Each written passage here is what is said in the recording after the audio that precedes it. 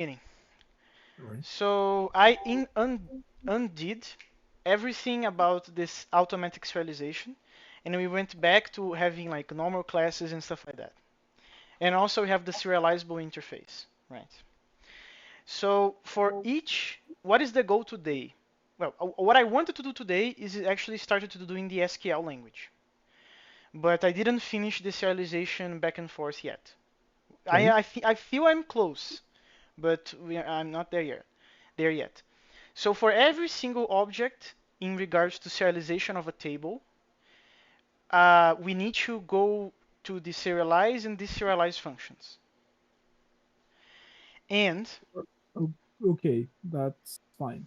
and there is a like I noticed it, and this is actually like a lessons learned, at least for me, that when you're doing your own sort of serialization, you're not depending on somebody else's, like a library or I don't know the environment of the language. It's much easier to do this sort of crap in a mutable way, right? Why that's the case? Because if you have a bunch of garbage like this, what do you want to be able to do is to just like have a thing pointing to some place, and then you have like a loop or some sort of recursive function that calls for like I don't know. Let's suppose that these three things here, this is like a number, and then this is a number that will tell you how many bytes afterwards you need to read to have a name for a string or a varchar, for instance. So in this manner, if we had mutable ways to doing, if we were using in a mutable way this sort of thing, it would be a lot easier because everybody would just have a pointer to the file descriptor, and then we just call the right functions in the right order, and then we are done. But we are not doing that, right? We are not doing that. And the reason why is because every single object has its own serialize and deserialize function, and they don't know, like they receive a byte stream, so they don't know where to start pointing at. They assume that they can start reading by the beginning, right? So because of that, I decided to make a convention. So every single method to do deserialization, it will use this in any manner. Like it doesn't matter. Like let's suppose that you, instead of passing the byte stream with only the content to deserialize a type, you pass more. You pass like I don't know the whole file, whatever. This deserialize method will tell the caller how many bytes it consumed, right? So because of that, we will not mutate this guy in any manner. Like no, there's no pointer that you are mutating, and then the caller will receive how many bytes this Yeah, deserialization consumed. this sounds more or less of a universal rule and more of a rule induced by the design that we chose. Wait, can you repeat? This seems to be less of a universal rule that we can rely on, like to be a lessons learned for real, and more of a induced rule, induced learn lesson, let's say, from the design choices that we took along the way. Oh no, that's for sure. But what I said about lessons learned is assuming this design, because if you're using C and you're not using any sort of objects or like object-oriented programming, you're just gonna do exactly what I said. You're gonna do like, because this is the easiest way to do it, right? You're gonna just have a pointer, and every single function will receive the same pointer, and everybody will be mutating the file descriptor, and then you're done. And for me, that would be a lot easier because it took me a while to discover how the heck am I going to counter this thing about how the heck am I going to know how many bytes I read if I'm not guaranteeing that I am giving you Yeah, the so correct amount of byte yeah, stream. but yeah, my point would be you serialize everything you serialize the pieces, but you never should care about the positions, right? In that case, we only care about the position on our case on the file, but on the rest we shouldn't. Wait, I'm very confused. I'm going to give you one example, okay? Okay. So let's go with this example actually, the type. So how I am serializing the type. It's very easy, it's just this. So the type, I'm first trying to discover how many. I'm first serializing the name of the type. Okay. But that's the thing. When I'm doing deserialization, I don't know how many bytes I need to read and deserialize back to the string, right? I don't know that information. So what I'm doing next, I am actually calculating how many bytes is the size of this name, and I'm also serializing that to a number, right? Because I'm gonna put this number in the beginning of the return the output byte stream. But So you when you're shouldn't. reading it back, you're gonna read the first byte. No, but that's my point. You shouldn't need to know that.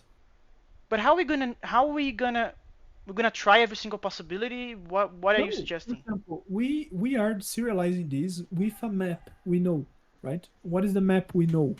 It's the schema. So from the schema, we should be able to tell this sort No, no, of no. But you're not getting. How are we gonna serialize the schema then? no, serializing the schema is a different question than serialize how you serialize the types and all the inner stuff. I don't That's think totally so. different. I can try. I can give you an example. A Okay, schema how you is a serialize the hash map value? of a string and a table. A table has fields, and a No, field has a type. wait. That's two different things. I'm saying, how do you serialize the values and how do you serialize the logic? Those are two different No, things. I agree with that. I also noticed this today that when we talk about serializing a table, we need to be more specific. What do you mean by that? Are you serializing like the logical relations, like with the types and the with Yeah, the that's what I position mean. of the The columns? columns, the positions, Exactly. yeah. And there's another thing, which is the data that eventually a table will contain. That's completely a different thing. That's completely not, but that's not what I'm talking about, right? Because correct me if I'm wrong, okay? Maybe I am mistaken, and I'm completely fine with that reality. If I have a schema, I have a map of a name to a thing, to an entity, right? This entity can be a table. And this table doesn't have any data. It has fields and it has positions and stuff like that, right? Yeah. And then a field, what does a field contain, right? Right now in our modeling, a field contains two things, which is a position in respect to the columns and a type, right? And a type. So, and then the question becomes, okay, if I want to serialize a schema, I'm going to have to serialize a table. And if I want to serialize a table, I'm going to have to serialize a field. And if I want to serialize a field, I need to know how to serialize a type. And that's where we go to here. That's where we land. This guy, right? And then my question is, if I'm serializing the schema, Okay, so what we've been doing is tangent to what we should do on the serializing the right model because that's totally different. The serializing the other part is actually serializing values, right? Which no, is the but that part content. is done. Like that part is mostly done. I did this function in like five minutes. I have a function called write rows to disk. So if you pass me a list of rows, I'm gonna serialize them and I'm gonna obey the offset and so on and so forth. This is done. And I'm gonna jump accordingly to the offset to not overwrite the data. Okay, so we've been doing all this. Okay, so all of this is just because of the scheme already. So these are Exactly, the two tasks. exactly. Yeah. Okay. And then there's another thing. The table has I noticed. Oh, no, not this is like a big deal, but I noticed this is also a MAC hash, right? One of the fields in the table is called fields, and then in here we have a hash map. I made functions to serialize hash maps, and after we are done with the table, I'm going to abstract these things out, and we're going to be able to serialize the schema automatically also, because Okay. a schema is also a hash map. And these functions serialize fields list and deserialize fields list. These will just be gonna. I'm gonna rename them to deserialize hash lists. And then we are gonna have automatically the schema and the table in one single shot. But that's like later on. Let's go back to the type thing. So now that we settle on that we are not talking about the data, okay, which is fair. I noticed that this can be problematic. We need to be more specific. But I'm not talking about that. I'm talking about Yeah, serializing yeah. parts of the schema. And then how are we going to tackle this problem that I mentioned about, oh, I have a name. And but when I'm reading this back, how am I going to know how many bytes I'm going to read and translate to a string? That is on the value. That's a different point. Wait. That is on the value. Yes, you only care about the size when you get the value. I'm very Like, confused. Let's suppose that I mm, want to serialize the like I said, a field has a type, and we want to serialize the schema, so we're gonna have to serialize a table, and then a yeah, field and then a type. A type is a name and a size, right? So in the case of a varchar, it's gonna be it's gonna vary, and in the case of an integer, it's gonna be always 4, right? yes. And then this is gonna be a symbol, which is also Oh no, fine. okay. So you're talking literally about the storage of the parameters of the type, right? Exactly, because like what matters in terms of serialization, at least for now, maybe this is going to change. We all we need to do is to discover how to go to the disk with these two guys and getting them back. That's the only thing that we care, as far as I know. And then the first question is, okay, I have an integer and a varchar, but let's suppose that in the future we add more, right? How are we gonna know how we gonna know how many bytes when reading back? We like this in this case is 7, right? This is 7, and this is also 7, right? So my the only thing that I could imagine is we need to save this crap. There's no way. There's no way. And again, if I'm wrong, please tell me. Because No, no, yes, you okay, need to. okay. So then I'm gonna serialize the symbol. I'm gonna serialize the size of it, and this Mhm. I'm always establishing. This is gonna always take 4 bytes. Okay. By the Then way, just okay, just finish. That's just an interesting fact about databases. But go on. okay, no, and then I'm done because we're basically appending all these bytes together. Yeah, I Serialization got it. is mostly easy all the time. The pain in the butt is deserialization, man. That's very, very, very unpleasant in my opinion. Like, but anyway, go on. That is just a comment that I felt was very interesting. Back in the 60s, something, there was this database. Just search for Codazil. Uh, It was a database written in COBOL or with graphs. With a um, yeah, it looks like a medicine name, right? With an S and Y instead of I. why Yes, you mean Codazil. this? Yes, like this. Yes. So go to Wikipedia. That is weird. Yes. So it is a database in graphs, and it's like one of the first. Man, this is like from 59. You see, so it's very early. And then it's very funny because the creator, I was reading in the book, the creator got the, I forgot it says down there, but the guy basically won the Turing Award. And then, but like that was heavily criticized because it mixed and it just tried to solve a problem that is not perennial. It was just like a problem. It was the whole idea of introducing a problem not by looking at abstractions, but instead of looking at what makes things practical at here and now. And that's how we end up with like things like I don't know, Vinking bindings using the same things from like a terminal, a dumb terminal in the 60s. Mm. Uh, and then like it's funny because a few years later, Cod, the relational guy, he published the relational theory paper, original paper, and he also got the Turing Award.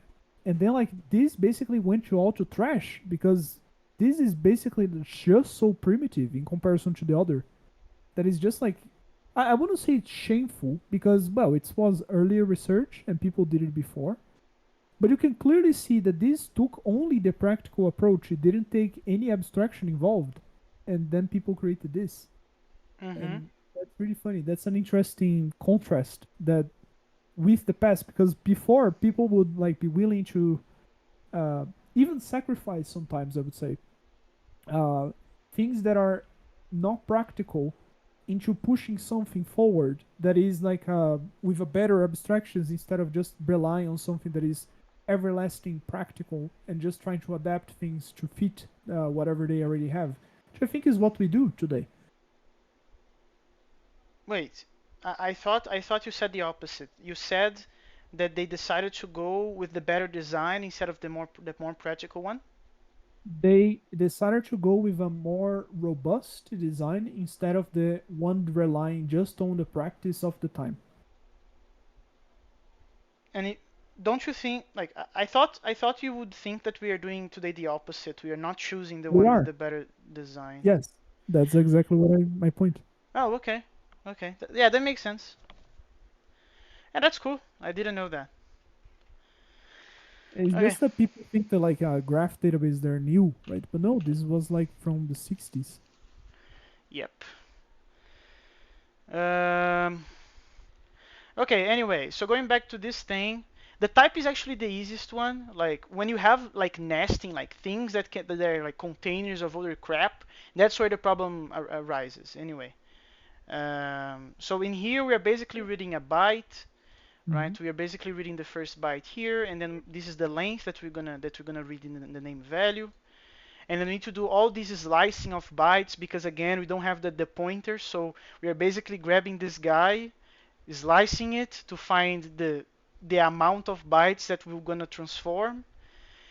And then the thing that for me took a while is that some of the caller when I was using this function, I needed to know how many bytes were consumed, right? And then I decided, okay, I'm gonna make the convention that for our design, at least for now, because I didn't have any better ideas, always the deserialization functions will always provide you how many bytes it consumed. So in this particular instance, it consumed 5 Okay. because it consumed the first one to know the length. Mhm. Then uh, then so this is a number. This is how many bytes you're gonna read for the value. Okay, this is already that number, right? So it is 1 to read that plus this to read the value plus 4 to read the byte size. So this is 5. So it's going to be name length plus 5. And this sort of stuff is like very, very sketchy. Like feels bad. Very bad. Because if you do any wrong math in doing this thing, the caller will be screwed for Yep. obvious reasons. So there is a chance that I messed up the math in one of the deserialization methods, and then it's gonna take a whole bunch of time to discover where the math is wrong. Uh, so Yeah. that's like, ah, I can understand. I was doing the same in my own library. I just regret so much and I do it all the time. so bad. Like Anyway, hard coded values, I mean. yeah, exactly. So in terms of the string, some of them are very easy. Like in this particular instance, I'm always gonna read the entirety of the byte array to make my string. So I'm always gonna throw the byte's length, for instance, uh, because I don't have any sort of size information doing this serialization function. So I'm gonna assume it's always the entirety of it. The integer is always going to return 4, and so on and so forth. And this is where it gets a little bit more complicated. So again, a table has fields. So now we need to understand how to serialize and deserialize the goddamn fields. The position is fine because I can just make a byte with the position, and then I we were looking at the type, and this is where we are using it, right? So I'm asking the serialization for the type, and this provides me again how many bytes were uh, oh, this provides me the bytes themselves, sorry. And then I'm just appending them together. And then for the deserialization, I read the first to get and I already convert back to an integer, so this is already the value itself. You got the string size. Yeah. Then I need to do some sort of math to this Yeah. to be able to jump the first one, but Mhm. go to the end of it in order to call the deserialization for the type. And how many bytes we consumed by that? We consumed all the bytes to make the deserialization for the type plus one because we had the position. So this is this. Uh, and the funny part, like for me, which was kind of like by accident, I didn't plan, but it happened. Some parts of the code are following the immutable mindset, which is the fact that I'm returning how many bytes I consumed, and I didn't mutate this guy. But some other parts of the design, it is using mutations, such as this crap. So it's weird because some parts of it I'm mutating because I'm kind of in the object, so I'm mutating the field of this object that we are inside, but I'm preserving the immutability in terms of reading the stream. So I found that to be pretty funny. And finally, the table thing. So the table was the one that took me a lot more time uh, because how we gonna read multiples, right? We need to read a list of pairs. We need to read a name and then a field, a name and a field, and so on and so forth. So the way that I manage that is using recursion and slicing the byte stream all the time. So for instance, when you ask to deserialize first, I'm gonna have the byte stream and I'm gonna have the current accumulator, which is gonna of course start empty. Then I'm gonna check if the byte stream is already empty. If it is, my accumulator is done. Like classic accumulation, right? Classic recursion. Otherwise, that means that I still have things to deserialize in the byte stream. So then I'm gonna deserialize the name, right? And again, I need to know how many bytes the name took out of my byte stream. And why is that? Because the next iteration of the recursive call, I'm gonna do a slice, jumping the bytes that I consumed. Uh, and that's pretty much it. And I'm gonna save in the accumulator the deserialized name in field, right? Mm-hmm. And that's pretty much it. Like very how can I say brief description of what the heck is happening. And we are also deserializing the row ID because we need that in order to deserialize later the data, which is already working.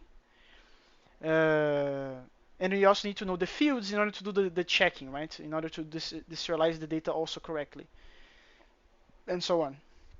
And again, this is just doing the sets of these specific fields using the values that we just deserialized. Yeah. Mm-hmm. And this thing, like, syntactically speaking, is correct, of course. But this is a dynamic language, which means that Means nothing. no, it means a thing. Yeah, it means a thing.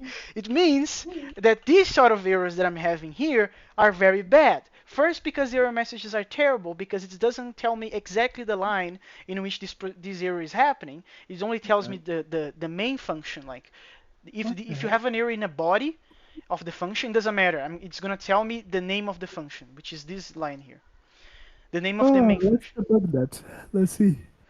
And then it's saying here that it's expecting a procedure that can be applied to arguments, and I gave it the number 4. Awesome. That tells you a lot. The only thing that we know is that it is in here.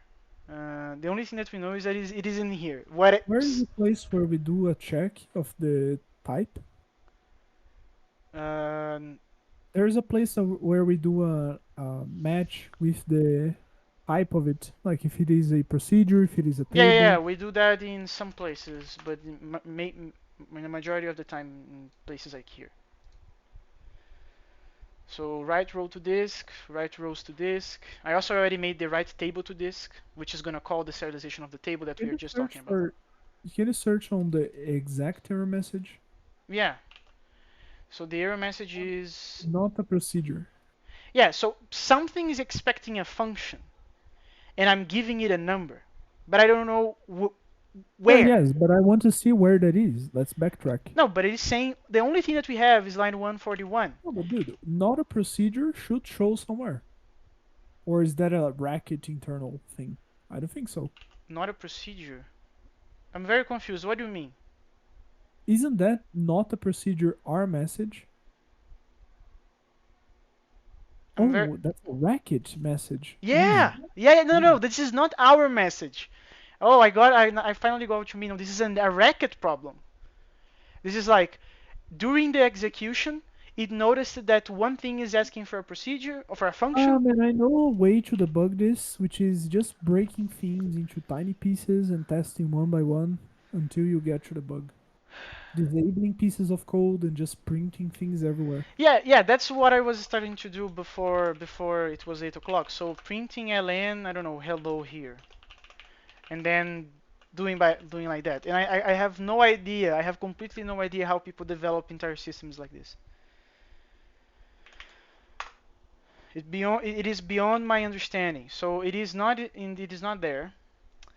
So let's put it in here now, like before calling the recursive call.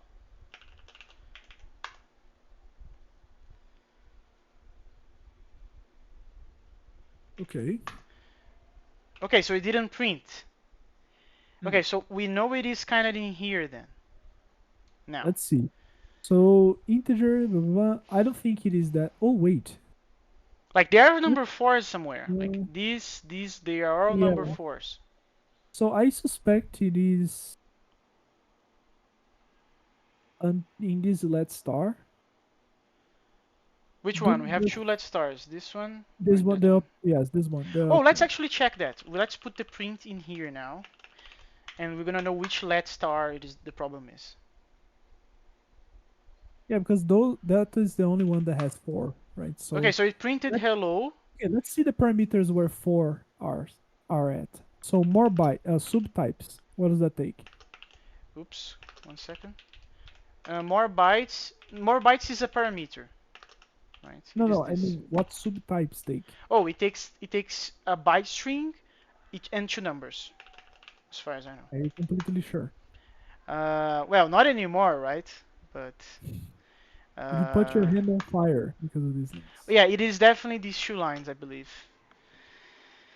Uh, so subbytes. Okay, let's check that. Let's check that. So it is here. So subbytes. No, it is not in here. Of course, it's not in here. Where is the byte thing? Byte. No. This is for hash.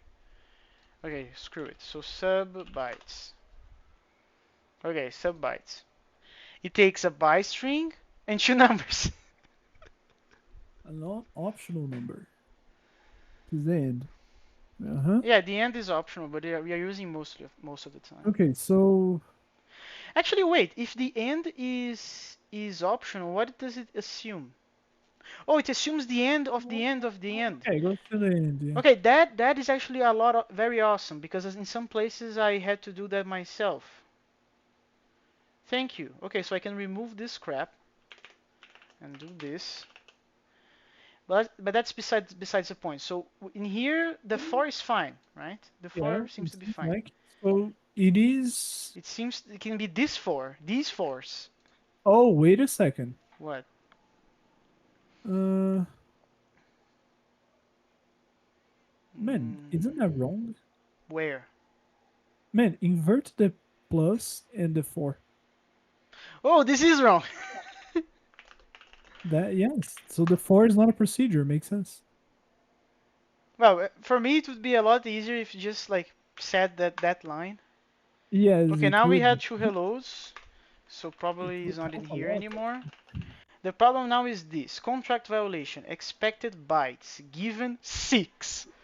Okay, Awesome. so now there is a problem because this is the value generated at runtime. Name size. Is there something that is true?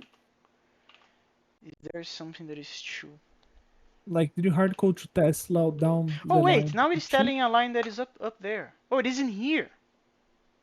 Okay, that's cool. Okay, actually I know how to solve this one, I believe. Let's just nuke this because we know that the end is optional. Mm-hmm. And I just want to go to the end. I just want to do that. Can I do that though? Yes, I can do that. Okay, so it didn't fix it. Awesome. So Let's see. It's complaining online. 100 and Realize method in field. 105. So something Mm. is integer bytes integer. Okay, so it needs to be this line. Integer bytes integer. Integer bytes. Okay, what bytes ref does? I thought it would return me a byte, but maybe not.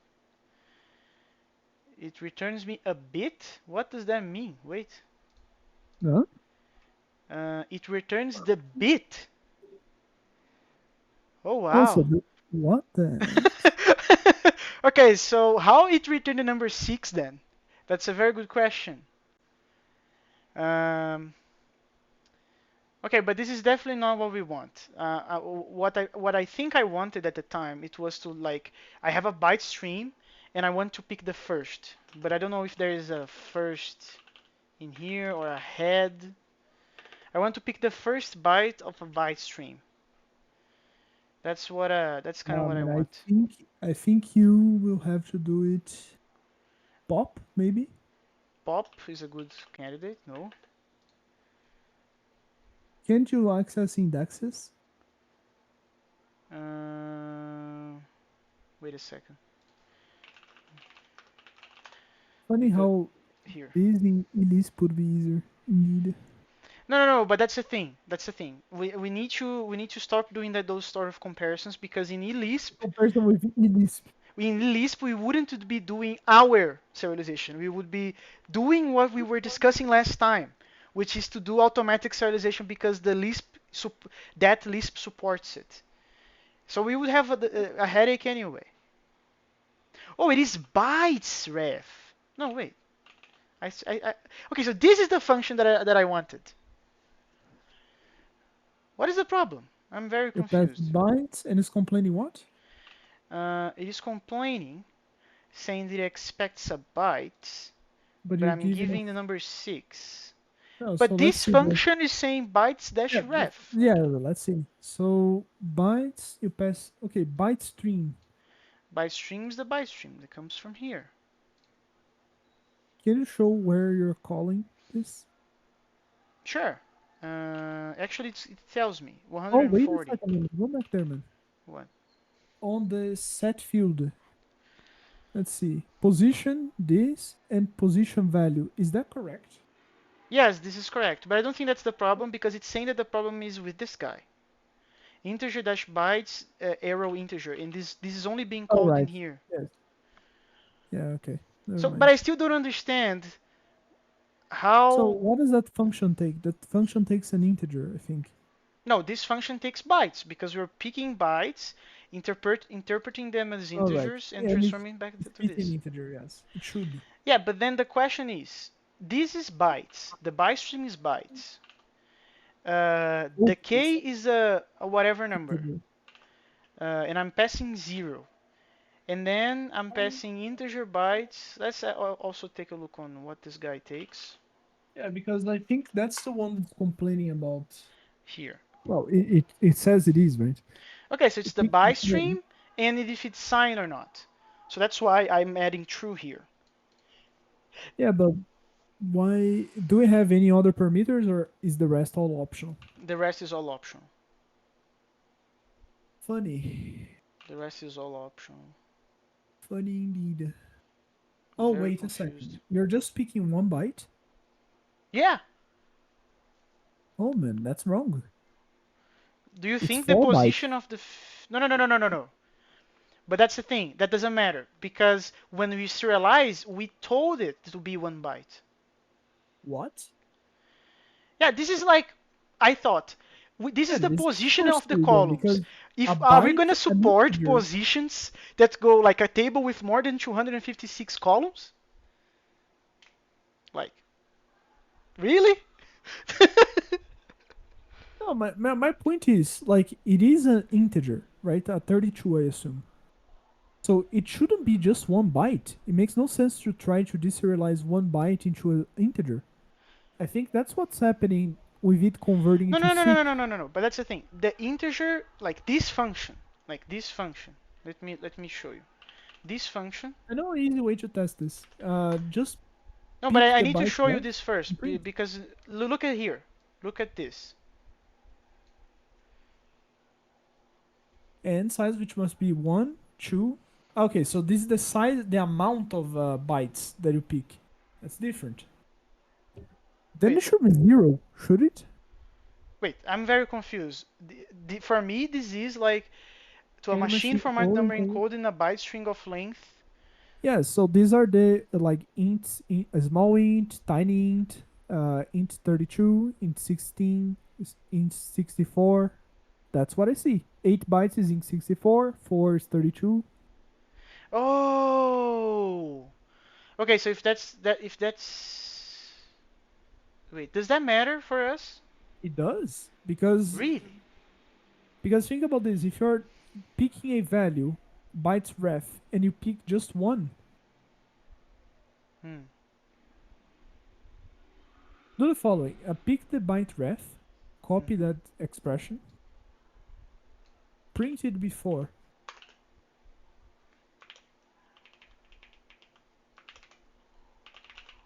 Let's see if this is 6. I believe it's gonna be 6. That would be funny. I don't understand why would it be 6 yet, but it is 6. So, okay, that is funny because you pick that thing and it already tried to serialize this as an integer, I think. What? I don't know, man. This is weird behavior because I think. Can you print the byte string instead? Can I Print the print the entire thing. bright? Oh, sure, sure. Print. No, but the documentation says that it returns a byte, right? I mean, Am I I wouldn't crazy? trust this garbage. Yes, it should, but Yeah, it let's returns see. a byte. Yes, a byte international. Oh, no, no, no, this is ASCII. Oh, that's why. Oh yeah, let's see. This is ASCII. Oh yes, man. Of course. Yeah. Okay, so the 6 is gibberish anyway. Okay. Okay, but now the question is, how can we get the byte itself? How can I do that? Lemons, I need to go have dinner now. I'll be No back in a sec. problem, no problem.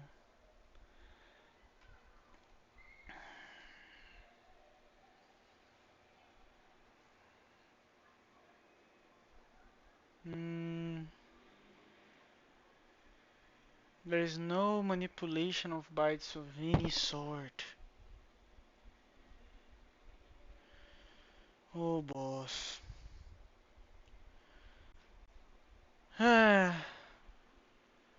So freaking disappointing. Get first byte of byte string racket.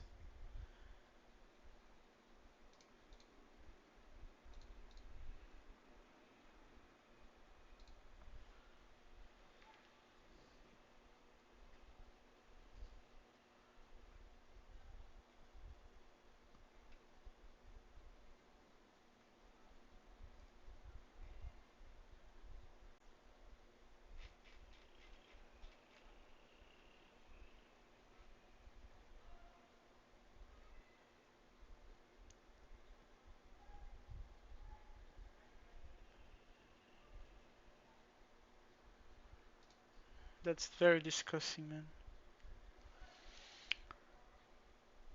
No, I don't want to, man. I don't want to do that though. Why is this hard?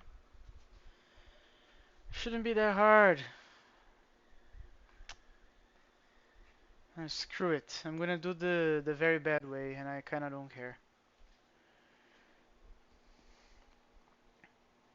Sure.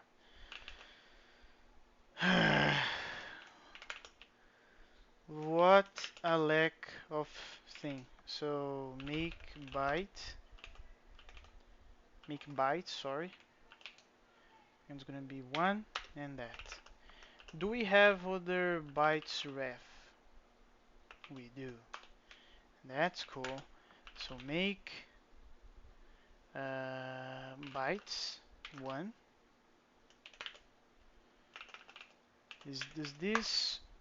Does things? Does this work? Okay.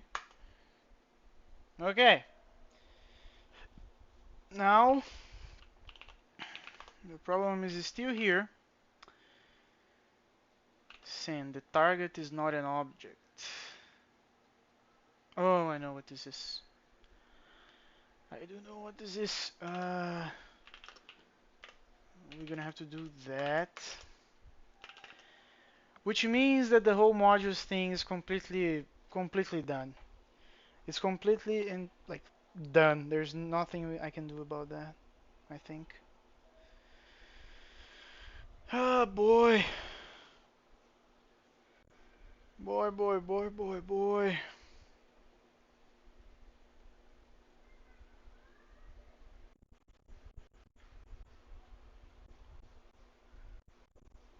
There's nothing I can do about it. I'm gonna have to explode the entities. What a sad conclusion, though. That's really, really sad. Really, really, really sad. We can't make modules because they are nested. Ah, sure. Uh, do it like that. Let's do it like that. So someone will complain about that. I'm gonna actually let it tell me. Um, so where are you complaining about this? Not gonna tell me? Are you crazy? Uh, oh, here. Okay, I'm just blind apparently. Um, Another one is complaining about that. Are you the one complaining about that? Yes. You are the one complaining about that. Let's do it like that.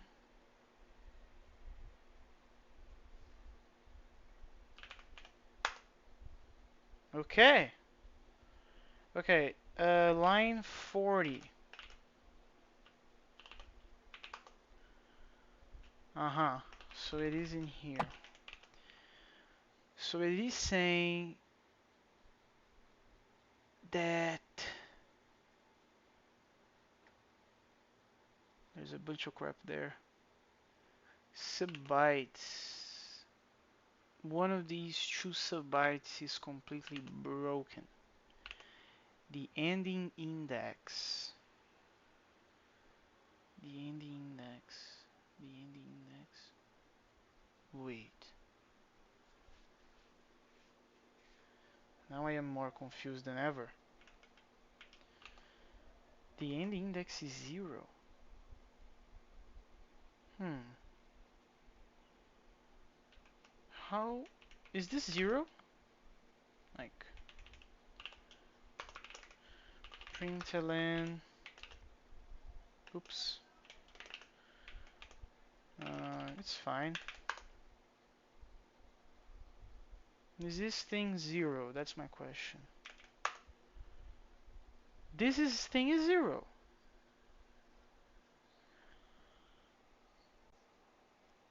What? Println. Is the byte stream wrong?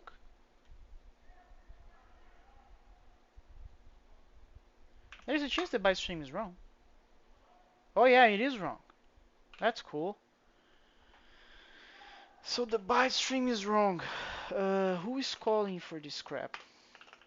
The field. The field is calling for that. There. Because it's doing like that. It's doing like that. So actually, let's put byte stream in here. And let's see what the heck is happening here. Okay, there's a number there. There's a number there. So now the question. Now the question.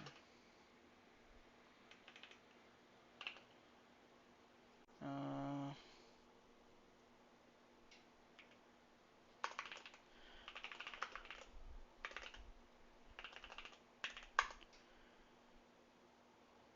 should this be a thing? I'm starting to think that this is very wrong. Like, very, very wrong. Okay, it actually grabbed the thing. So what I'm gonna do, this is correct. Let's do it like that. And let's put position bytes. Uh, and let's also put type bytes here.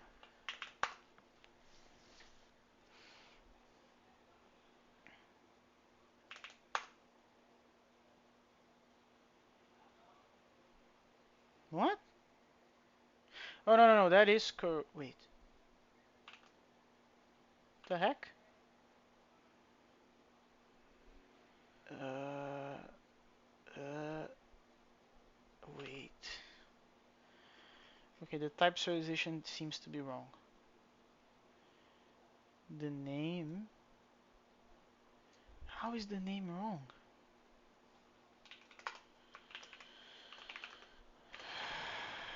Name bytes. Okay, we should see the other thing. Um, that's correct because I don't want to see that. That is correct, and I don't want to see that. Okay, A. What? What the freak is happening? No. Name bytes. What the heck is going on?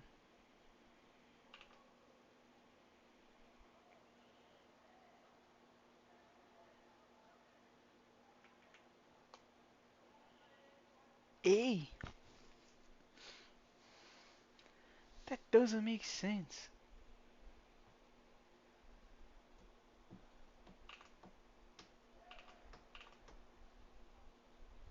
That doesn't make sense.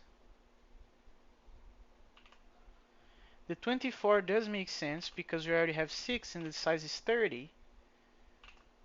Wait, the size is 30? Oops. What am I doing here? The size is not 30. Uh, what?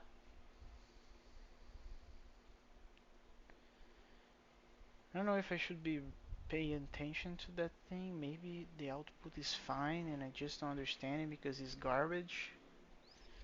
Hard to tell. Very hard to tell. It is 4 bytes. Okay, I actually want to see the thing myself. So, okay, so the first byte is nothing. Then we have a 6 in the middle of nowhere. Then we have more nothing, and then we have garbage. More garbage. Okay. Then we have number 7. Number 7. Okay. Um. Okay. For now, let's assume that these things make some sense. Let's go back to here. Let's go back to here. So let's ignore that.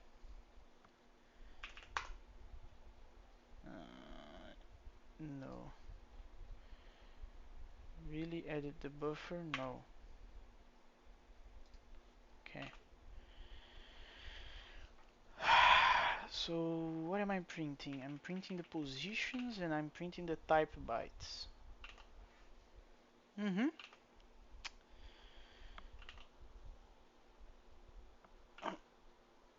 Mm-hmm.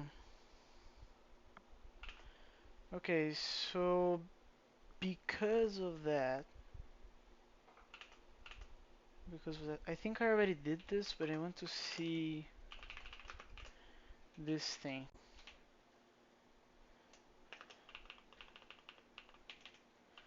I want to see this.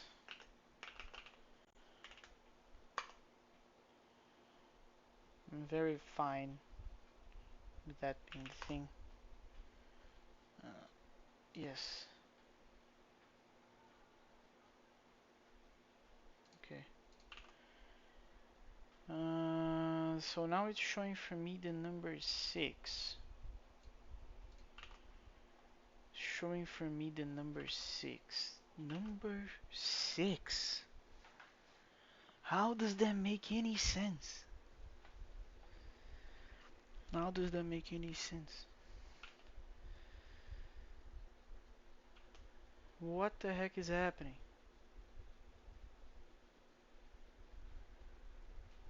This doesn't make sense. Doesn't make sense.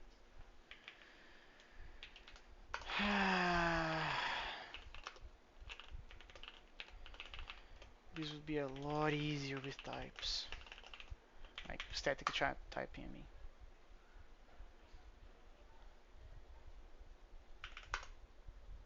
Sure. Okay, actually, I'm gonna just D this. Who cares? Okay, so I'm receiving the number 6 this time. Receiving the number 6. But this is not position. This is not position. You are receiving something that feels wrong. Feels that it is wrong. And it's very, very, very hard to tell who is wrong.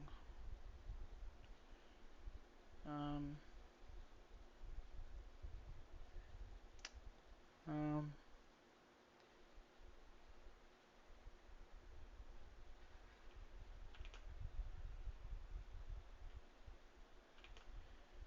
the thing is, editor, how am I saving this crap?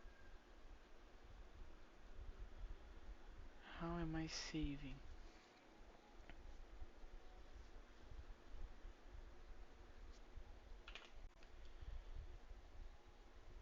Um,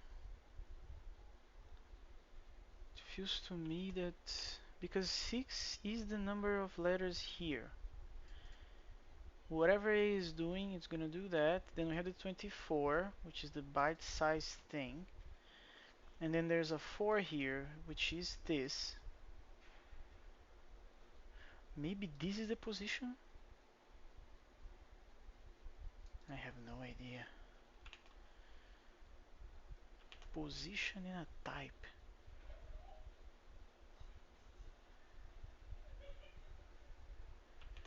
Position in a type? Wait. Oh, this is wrong, right? This shouldn't be there. This is a name. Ah, okay, okay, that makes sense. Actually, that indeed does make sense. Okay, so you are the problem, basically. You are the problem. Hmm, that's interesting. Very, very interesting. Back.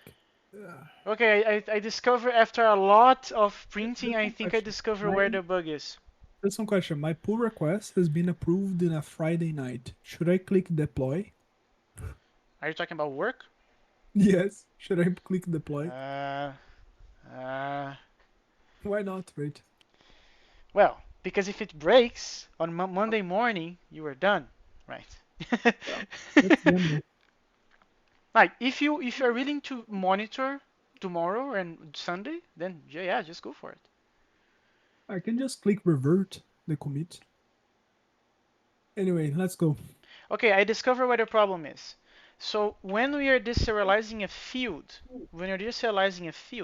I ask to print the byte string to me, and the byte string is this crap.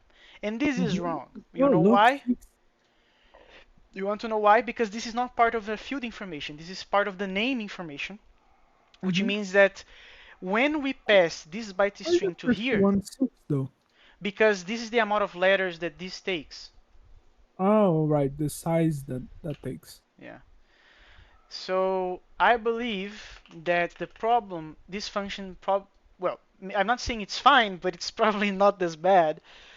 The real problem happens because this guy is deserializing. This should deserialize the name, and this actually tells us how many bytes it took to do this deserialization. And I should consider that in here. Okay, so now we can do sub bytes. We can do sub bytes, and I need to jump some of them, and I'm gonna jump the ones that the name consumed.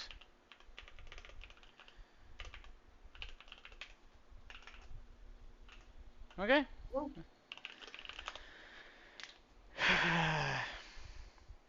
Okay, okay.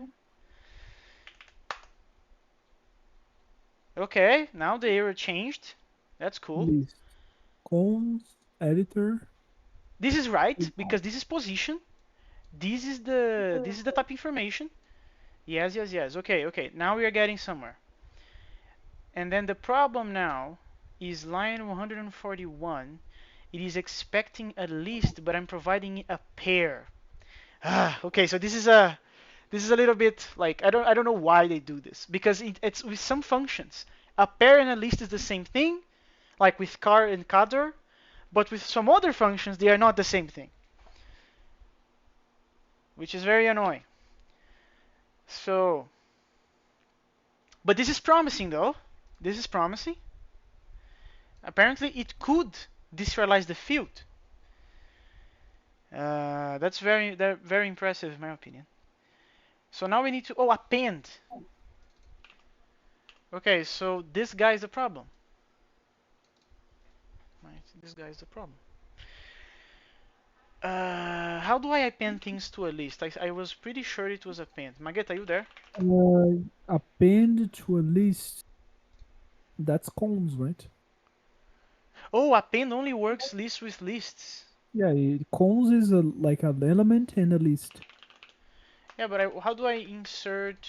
Because the cons actually creates a pair. I don't want to create a pair. I actually Oh, want to have a pair. list and put things like Oh, no, add no, things no, to no. it. Wait. No. Can you try on the REPL? Here, look, cons. No, not this. Yeah, Sorry. but yes, a pair the first time, but after the second the two elements, it doesn't matter. And it should a pair is also a list. No, but that's the thing. That's the thing. A pair is also a list. I understand that, but if it was, this would not be an error. If a pair was a list, do you agree?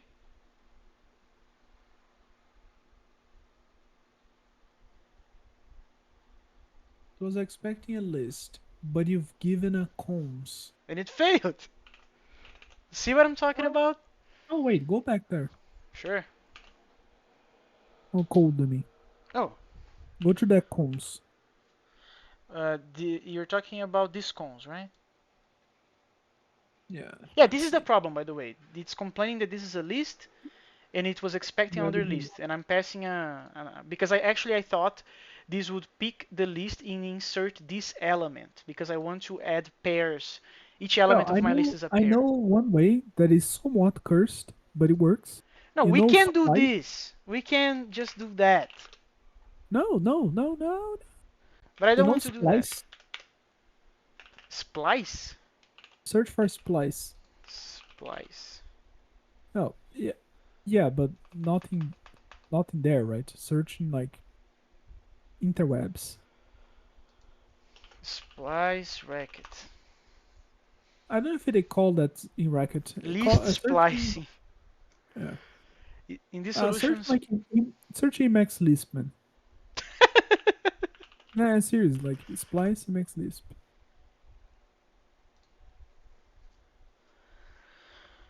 So Go what the back heck there. is There's a, yeah, I think this works. You see that there is a this is analogous blah blah to a normally.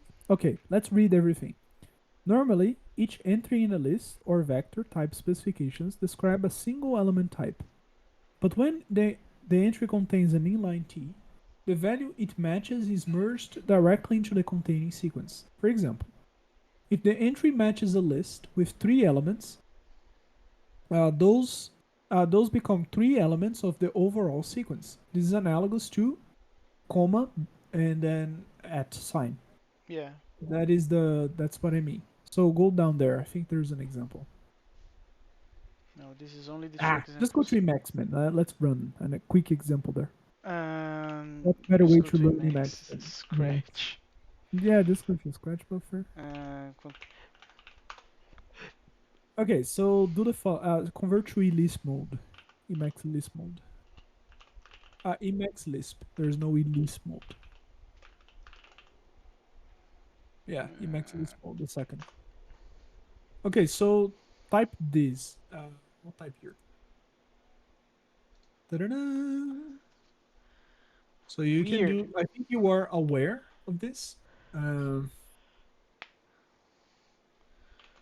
Why you do type of that? funny example here. I want to discover what the heck is. Yeah, here.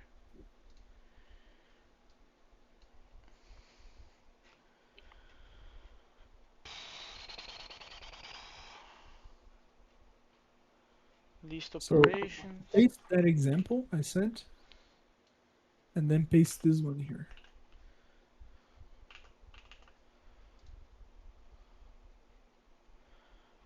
Dude, there's no way to add an Oh wait, element. no wait, that is wrong. Why? Ah, boy. Here. Sorry, I mistake the first one. It is this list. Okay, so you want me to grab Yeah, that, put it in I here, forgot something. I forgot something. Add a list between in before the two and three on the on the second now. add a list No, between no, the 2 and the 3. on the line six. Oh, line There's 6. list and another list before the two. There, evolve that S expression. Yeah, you can just do Ctrl X, Ctrl E. Oh, can just do this. Yeah, but that's more complicated. Okay, cons 1, 2, 3. And then the Yeah. 2 and the 3 are separated. Yeah, so run eval. The ideal way, because that's a cons, right? So you're passing. So the ideal would be to do this. Wait a second. Eval. Something like this. Man, you don't need to do this all the time. You can just do after the end, you Ctrl X, Ctrl E. There. What? Wait. What the heck is the difference? You evolve the thing inside. So the difference is Oh, no, no, no, no. The back tick I oh, you're not understand. taking the back quit. Yeah, you're not taking the back quit when you do Ctrl X, Ctrl E, I think. Okay, so then same thing. Run the eval on that. On this one that the cursor is? Yes, yes, yes. I just Put did that, eval. no? No, no, eval, literally a function, eval. Oh, A macro this? actually. Yes, but with quotes, parentheses. Yes, run that. Valid function true. Why function? Oh, right. Okay. So what I'm trying to say is, okay, that's more finicky than what I expected. Uh, the point is that thing removes a list. So Which thing? if you The the comma comma at? at fine, yes, that thing is a way that's called splicing. As far as I recall, and that thing's basically evolves. So the comma evolves, and the splicing the at removes one list out of those elements, and then just spread them over the plane of existence where they are. Okay, so you're So unwrapping the list and putting the 2 and the 3 into the outer list. yes, I don't know how that is in Racket, but I think you can see how That's that would solve the problem because we could just like force delay evaluation and then remove the list after it's evolved. And like evolve, remove the list, and then evolve the next expression with the thing composed, and that's it. Oh, yeah, yeah, yeah, yeah, yeah. If we could do this, yes, but I don't know how the heck we're gonna how we're gonna describe that to the Google, man. I have no idea, man. List splicing. Search for Racket backquote. Uh, Backquote. Oh, Quasi quasi quote. quoting. Man, why? Why naming different? No, but this is not Quasi quote. backtick. I think this A is should different be name. backtick. I don't think I never seen anybody using backtick. When to use back quote? Okay, so you're right. Okay, but this is not the same thing. You see, Wait, this is you're talking about this and quasi quote. quote similar form of quote. We'll go up there. Go up there. However, for each unquote that appears within the datum, the expression is evaluated. Yeah, that's the same thing. Okay, so it's a backtick then. Yeah, it is literally written back quote, quasi quote. That's cringe. Yeah, it is a little bit cringe. Yeah. I still, but how are we gonna do the? We need the operator, the other thing. Oh yeah, wait, there's a thing. We look at Oh, this. okay. Yeah, that's what I wanted to see. Like, it takes a list. Yeah. Okay, so is this exactly what we were talking about? One, two, Yes, three, it's four. Yeah, Python. it is. Okay, that's kind of impressive. So let's see if we can manage to make this work. So let's go back to how can I get rid of this buffer, by the way? Press Q. Q. Okay, thank you. I want to go back to my thing. Okay, let's go back to this. So as far as I understand, you're gonna put the back here. Then you're gonna ooh wait, and then you put here like that. Just a second. I need to do something very important. Unquote splicing. That's the name of this thing. Okay. Unquote splicing. Okay, I'm actually very confused. Let's see what the heck happens if I try to run this.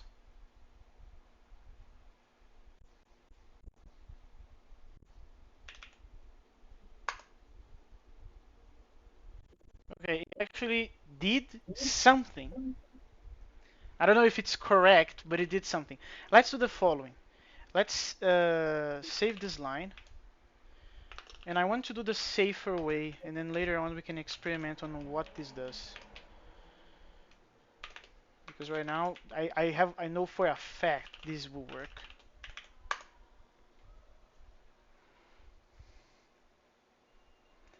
But I didn't know that operation. That's really, really weird. Okay, so 141 sub bytes is broken again, Let's see. and it Oh is man, in. thankfully I didn't break the environment, so it was worth clicking on deploy. Um, so let's see. Okay, so Uh, I don't know what this does in terms of what this will generate. So I added I put it comment, and then when we make this oh, works, we can you swap the lines. after that, you need to do eval because that is halting out the entire evaluation, right? So it's handing all of this as a list, like a list with a function named Okay, but append. can I just call a vol and call it a Yes, day? You think? yes. Okay. Uh, we will test this ASCII when we manage to make it work in a normie way. Okay. Now we need to discover uh, any index is out of range. Any index 0. Valid index. What?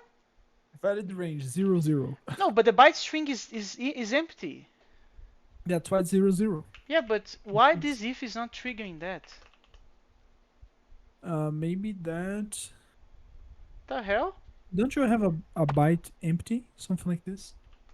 Let's check Maybe it's that. the. I don't know, man. Yeah, here, empty. No, we don't have a byte empty. Did it like that. Man, try this stuff on the REPL, man. It's so dull to do Lisp this way. Okay, so yeah, but we Yeah, didn't but try manage the to make REPL on the Geyser terminal. working though. No, no, man. I'm saying try on the terminal. Like literally just import stuff there and try. Not our library. I mean, Reco, it's Racket. actually Racket. Yes. Okay.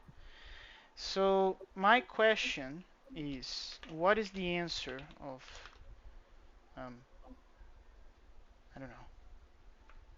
I believe A and that. This is false. Cool. Okay, can you check bytes? Interrogation mark. You mean this? Yes, I think that's a valid thing. Oh, yes, but only one, right? But only one error key. Oh, sorry. True. But this is only tell us if it is a byte or not. Yes, I know, but I'm just checking if the I want to see hashtag this. aligns. I want to see that. there's another print here that is gonna make it confusing. Yeah, here.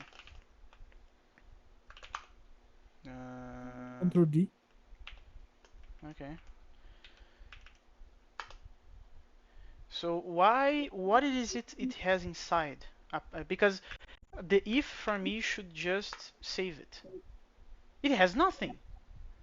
Yeah. What the crap? Wait. This is empty, and then it's trying to sub bytes. That means that it is trying. It didn't go to the if, man. Do you understand? Did you put a print right after the if just No, to see? immediately before. No, right after. I mean, Oh, right inside after. after the then. Did you After. No. try? Just move one line down. Uh, so you're saying to do this. Yes. Um, yeah, but this is not gonna work because it's not gonna return the thing. And then we can do that. Oh, and if is not. Okay.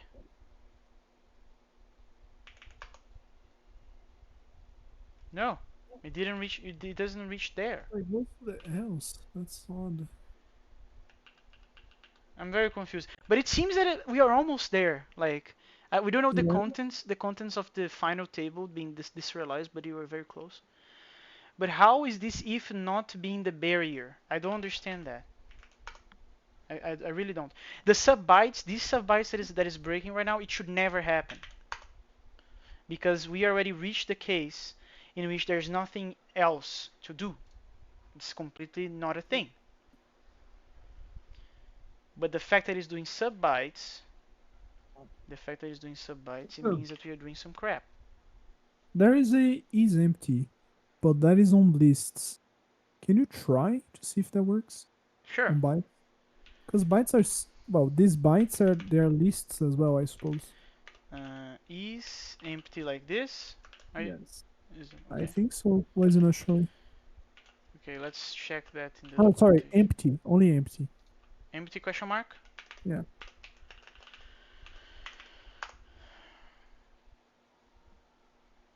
Well, the syntax is fine, so it's gonna do whatever. No, it doesn't complain about that, so actually that's an improvement because for me that's a lot better. But it's still, I don't understand. I Yeah. really don't Oh, understand. wait. Null terminator. Does that matter? Oh man, even if a null terminator, it should be a byte zero, so it should even show there. No, but that's the thing. The fact that it's empty for me, that's awesome because that means that whatever happens between this and this, it did its job correctly, and I'm very happy about that. But Can you what the put freak? instead? Can you put instead equal like the equal sign? Sure. So you're talking about doing like that. I don't think that's gonna work Let's because see. I believe the equaling there's this equal and there's this Yeah. equal. Yes, let's try that one. But I think it's a reference value problem.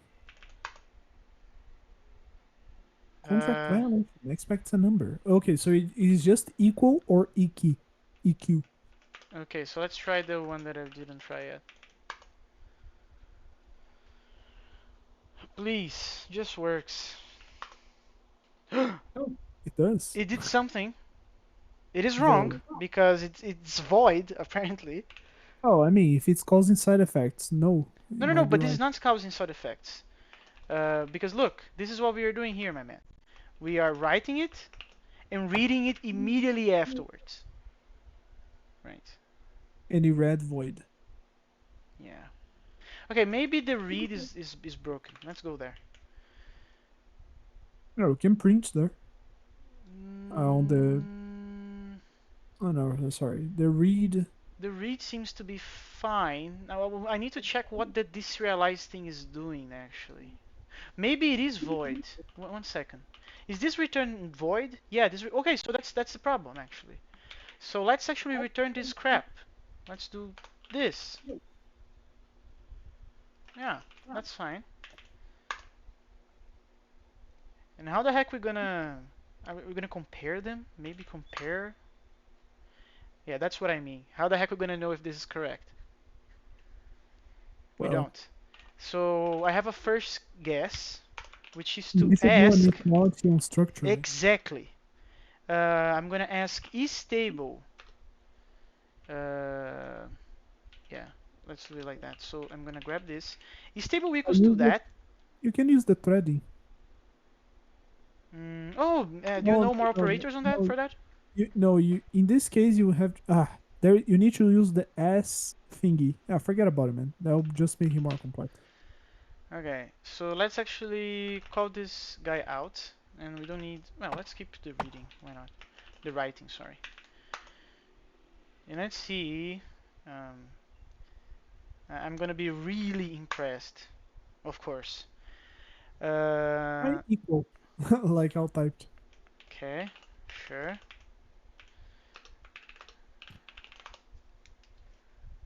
Thank you. That was annoying me. And it's false. Okay. So now the question is, what the heck is wrong about it? And I have some ways for testing that. So the first thing we're gonna do this in a let. So red table, and then we're gonna put the crap. No, not that. I'm gonna read that, put it in here. We're gonna assume it's gonna do fine. I'm gonna comment the writing now, and then we're gonna start printing stuff from it. So println get field. Um, what does a table has? It has a row ID. Uh, Oops. So it also has some fields. And let's see what this shows us.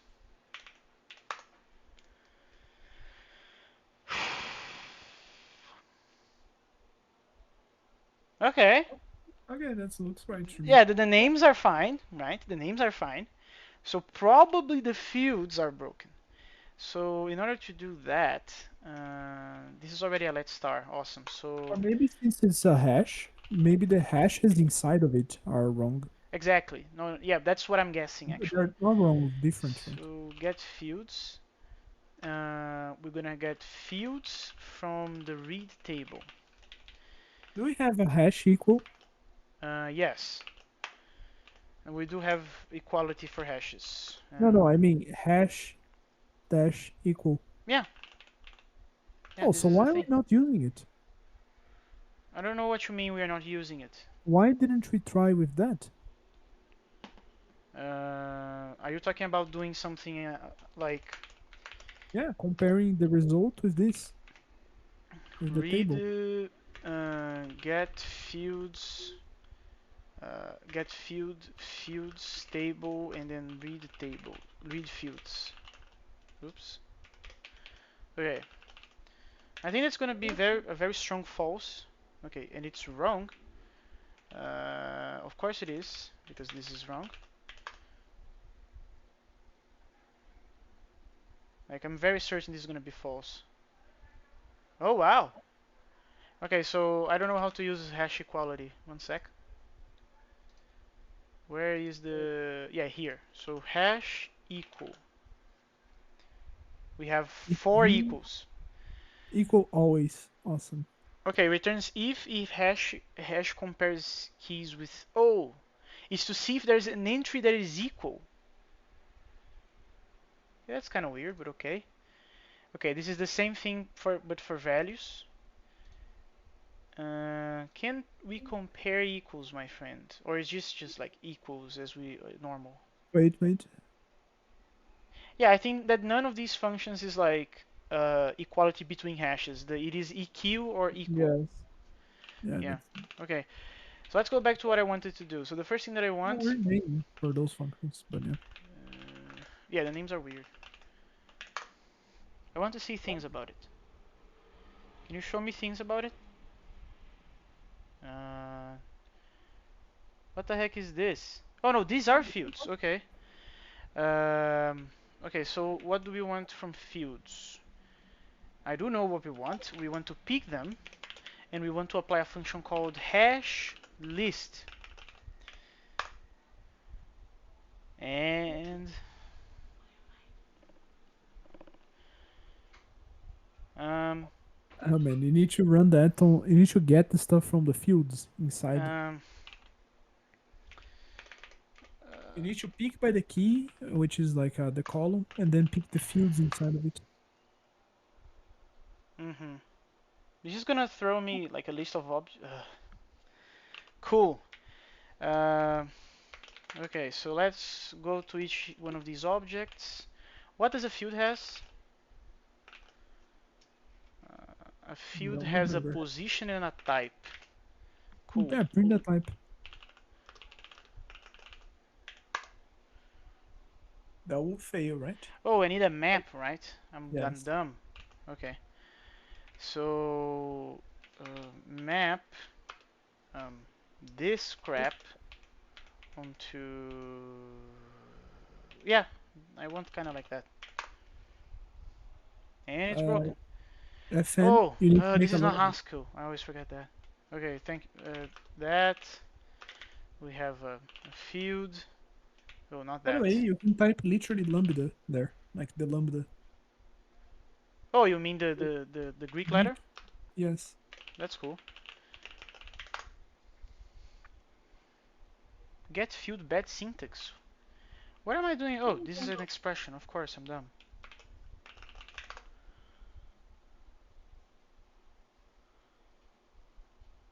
da, da, da, da.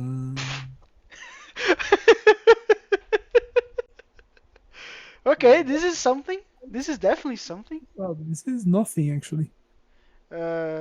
Yeah, but we discovered that it is nothing. So what should that be? The type? Okay. Oh wait. So then the serialization of the type is completely broken, I guess. Probably.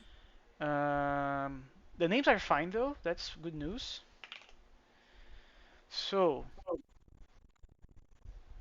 I, yeah, it needs to be this serialization of the type. There's no way. There's no freaking way. So what is your problem, my man?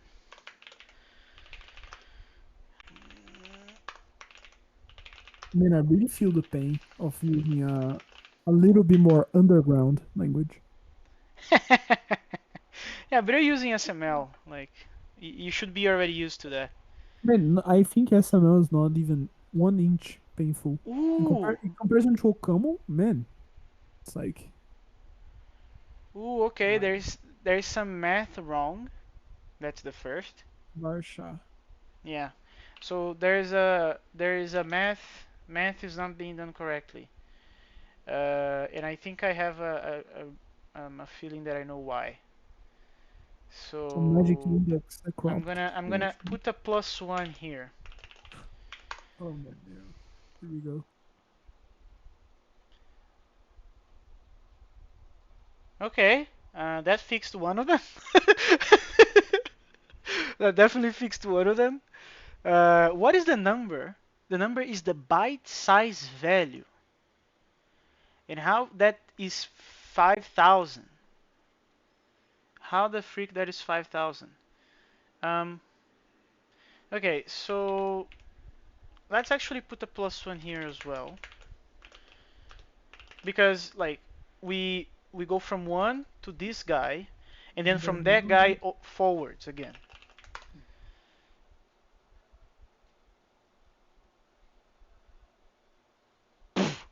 Cool. Oh, the length is wrong. The length is wrong. The freaking length is wrong. Okay, put +3 there. plus. Oh, you mean here? Yeah. I have. I don't I have think a. it's going out of the boundaries. Yeah, I also believe. Even 0. Ah, what is this?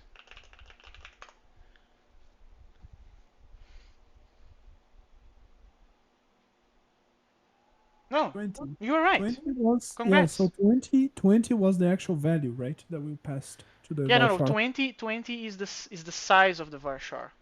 You can double check that here. Man, but that's still very weird to me. Yeah, yeah, but still doesn't explain how this is broken. Uh, But we fixed the math though. The math was wrong. That's cool. That's pretty cool. Okay, but now we need a clue where the error is happening. Where is the error happening? Um, It's the um, kind of error I hate because it doesn't tell you anything about it. It's just like empty. Okay. no, but this is Why? an error of logic. That's like, Well, thi- yes, that's what I'm saying. yeah, no, but That's this what is I the hate. type of error that this is exactly the situation in which types of any sort statically would help. Dependent types even better. Uh, but uh, Oh, by the way, we could try writing a COBOL compiler in F star. um, are you sure about I that, do. my friend? I'm gonna I do. ask you to be very wise on your decision. We're gonna spend like a week just to write a hello world. It'd be amazing. Of course, this is wrong. I'm What? just completely fucking stupid. I deserve an award of being stupid. Wait. Oh, Holy right. fucking You're not. Jesus. I see. I see. I see. uh, Yeah, that's a little hard to get the types when you don't set them, right? uh, Yeah, makes sense. They're there. yeah, but this is still not what I want. So, Yeah, no, it is, right? You have the type. Now print the value from the type. name and byte size. Yeah, Okay, print the name. Print the name okay. and the Um, map. no, Now this is map getting again. even cursed. Cursed. Even more cursed. Uh, It's the code I've been writing every day for 2 months now. Okay, so that is also probably wrong. Oh man, kill me, man. Okay, so let's Wait, see. yeah. Just to be sure, I think we already printed this before, but just to be sure that this is getting lost down there, not here. And I also want to know who is printing more stuff. Some. Oh, this guy is printing more stuff.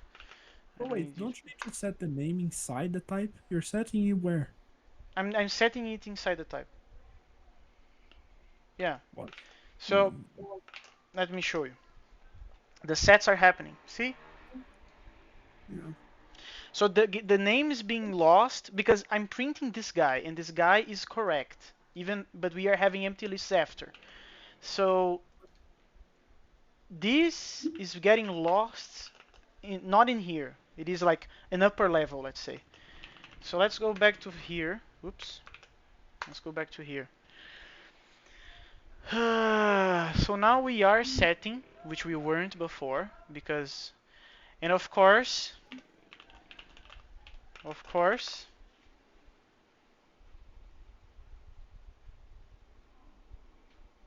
awesome, victory. Now we talk about Victor. the byte size.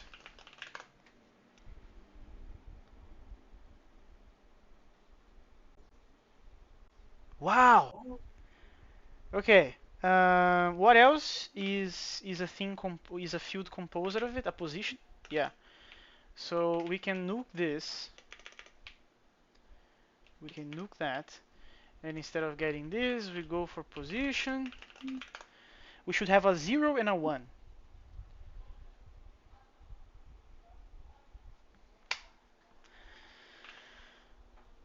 Whew. Okay, so I guess we have custom serialization and deserialization of tables. Of Just give tables me a as an second. entity, not as a data.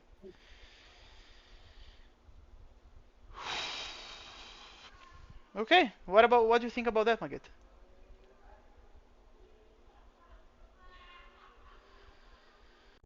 What do you think about that, my friend?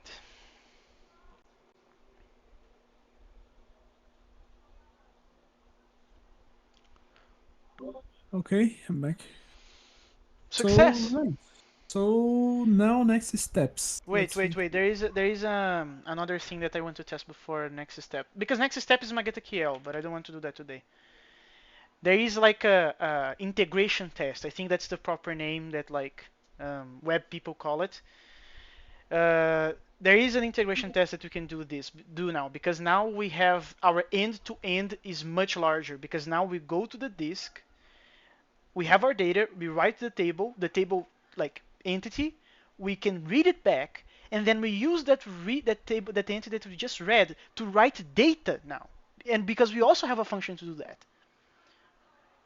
So let's try that. Let's try that. So let's first write the table down. Let's do that. How I'm gonna get? Can I do a let instead of let? Yes. That's very uncommon for me, but okay. But I can do a let instead of let, so I'm gonna grab this thing. I'm gonna put it in here. I'm gonna put that there. Remove this. I'm gonna read the. Well, I didn't. I actually wanted this line, not that. Uh,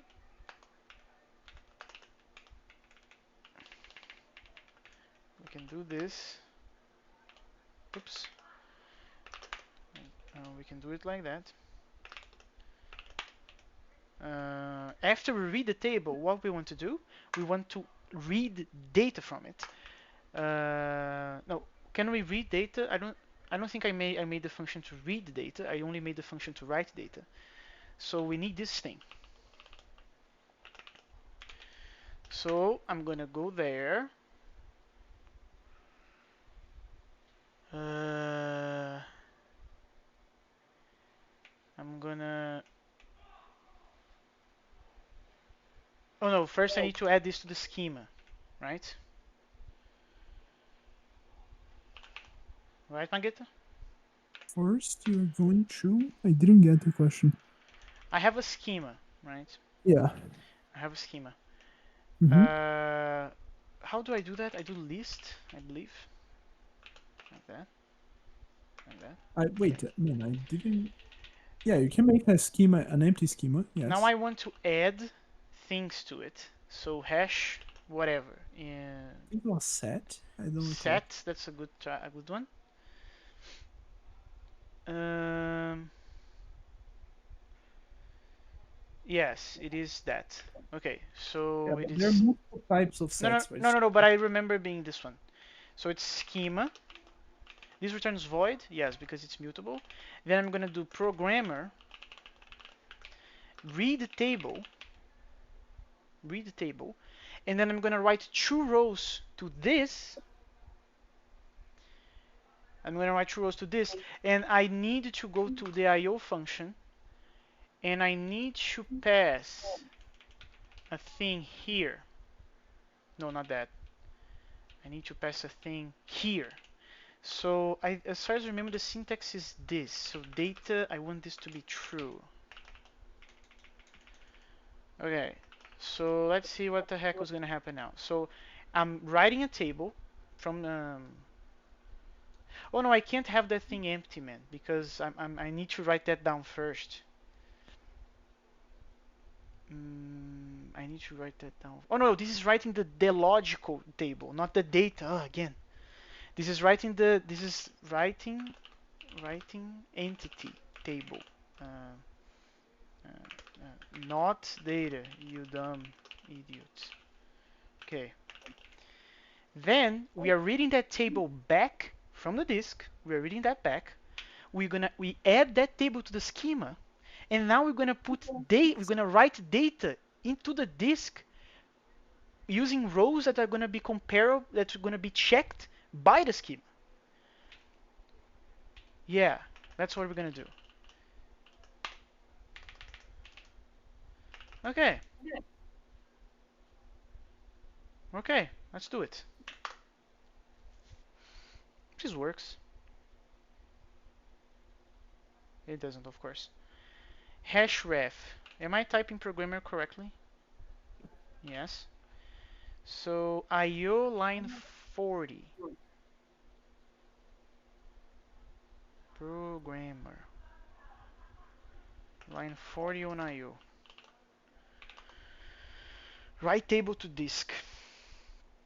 Ah,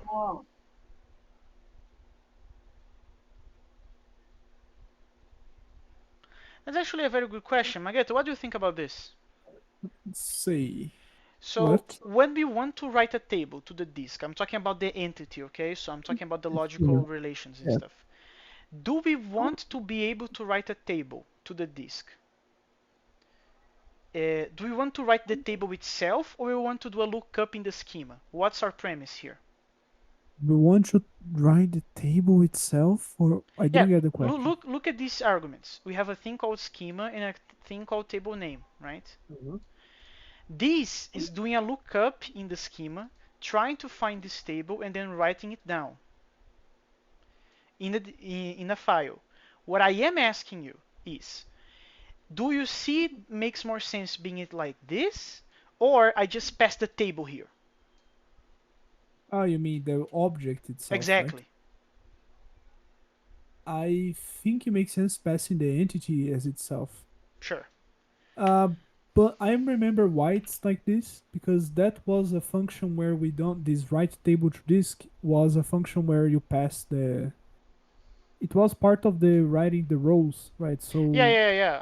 I yeah, base myself on the other template, but I think you were right. This makes more sense to be like the table itself, the object. Uh, we only need this. Nice. I like that. Everything else is completely useless. Indentation, and now we can go back to here, and now we can just say that the table. I'm gonna write the table to the disk. Now let's go for it. Line 41. Line 41 on IO. Line 41. Oh, of course. This is not a thing anymore. Okay, next. Table name. Ooh, that's interesting. That's very interesting. So, does a table knows its own name? It doesn't. A table doesn't know its own name. Margeta, this is a problem.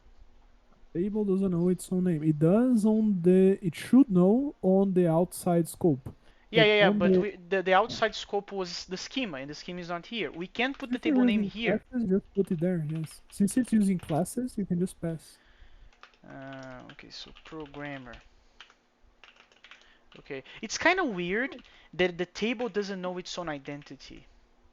Well, you can pass it there if it's they're all classes. It doesn't matter, right? It's No, no, just no, no, that I. no. I'm saying that I think that the object-oriented like uh, fans would completely like say it doesn't make sense for the table not knowing her own name. It doesn't make sense.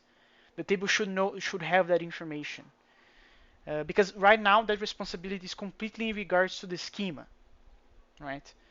But if we want to do it like this, like we want to be able to separately do a transformation with the table. For me, it kind of makes sense that the table should have programmer as an attribute. You know what I mean? Magetta? Yes, I. I mean, like this is just. I think we're getting on a very tough spot because this is just like this is like legacy stuff that is from my old design when I was doing this in F sharp. And we just ported to OCaml and then we ported this to Racket. And we changed the entire abstraction. So maybe we should just redo all this. Not redo all of this, I mean like change arbitrarily things around. No, no, I'm completely down for that. Like, let's do that. I'm just like making a comment to see, like, having a discussion and a conversation. Error opening file. NDF. What? 1 second. I think I know what this is. Just reply. Well on here.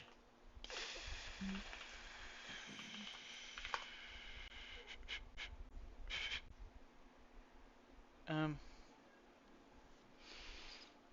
um, no such file. Oh, I know why. It is because these things can't. I believe it is because of that. Okay, it worked. I'm very impressed. This is the data. Oh, it worked! Ah, Can you open the hexel mode? sure. Yeah, that looks all right. Can you Okay. type like? Can you type more than you should? You mean like testing if it's gonna truncate? Yes, Sure. sir. Actually, that's much easier just changing these things to, I don't know.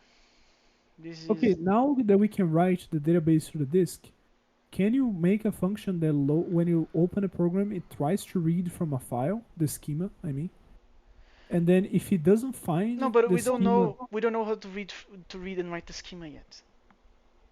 We only we know how know to how do to that with write. tables.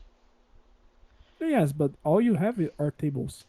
No, no, no, no. But that's the thing. Remember that I told you before that when we managed to make the tables work, I would Just pick give me a these second. functions here that I defined locally for the table serialization and deserialization, and I'm going to remove them from here because this is always true for any hash. I'm going This to is have to make very some true adaptations, for of course. any hash. Yeah, because look at this. If you take a look on this function right here, the Yes. only thing that it is hard coded to be for the table is this line. Mm-hmm. But this can be a parameter, right? So I'm just gonna add a new parameter here, and then all of this code we're gonna be able to reuse for any sort of hashes, any sort. The only assumption is that the object that you're gonna have, like, because this is basically deserializing a list of pairs. The first member of each pair is the name of that field, and the second is the object. The only assumption is that the object need to have the interface serializable implemented. That's the only assumption, and I have no idea how we're going to assure that because we don't have constraints on the function level. We only have constraints on the object level.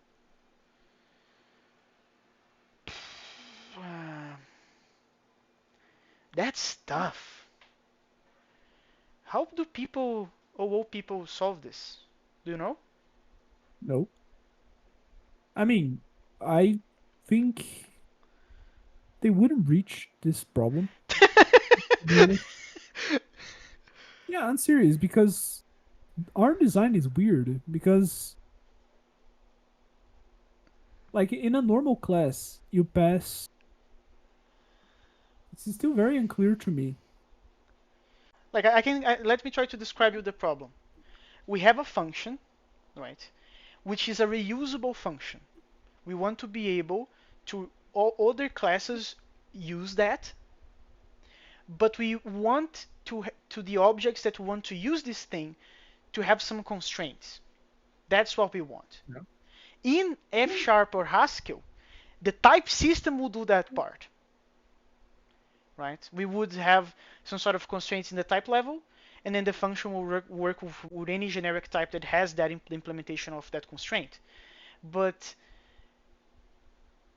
is that like an abstract class of some sort in the OO world? Like, it is an interface or something like that? Yeah. I Like, think it would yes, it would be an interface. yeah, it would be, yeah, it would No, be this something like is an interface. funny. It's weird though. Like, it's weird. So freaking weird. Yeah, let's just focus on do the bare minimum so we can get this off the ground already. Okay, so but you wanted to test the truncation. Let's test that first. So By the way, I can't five. say much more because I still need to read pages of a book for tomorrow morning. Yeah, you have the Um, study group, right? man, I have to wake up every Saturday at 7 a.m. Kill me. We read from the disk, yes. Revert buffer from file, Yes. yes. Converting, Yes. yes. Yeah, All right. it worked. The So, truncation worked. okay. Nice. There's a lot of space between me and Nathan, though. Why? I think it didn't reorder. It's just trash. You see that it's repeating lemos? It's just that the file was already like, okay, that's like vacuum on Postgres. Because Oh, okay. So the correct way would be to delete this altogether. And well, you don't need to do that, right? As long as you know how to access the offset, you don't care. No, yeah. I understand that theoretically the math is gonna save us. Yeah, but this is what I wanted. Yeah, this works. Okay, now the next step. You can go. By the way, I'm completely. No, no, I can stay a few minutes. I was very happy that we managed to do a like significant progress today because this is for me what we did like about the whole serialization and deserialization custom.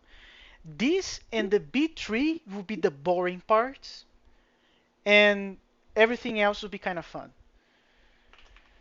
Uh, so I wanted to cut the serialization very fast. uh, so what do we want to do now? We need to abstract this thing that I did out. And we just talked about that. So this would be some sort of an interface of some sort. But how? It's an interface on top of an interface? Is that a thing? Do you know? Wait, say it again?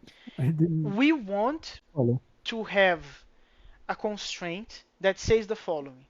Yeah. If you want to have these two functions available to you, you need to have implemented the serializable interface. That's what we need. Oh, So, that's an inter. Well, the interface should do this constraint already.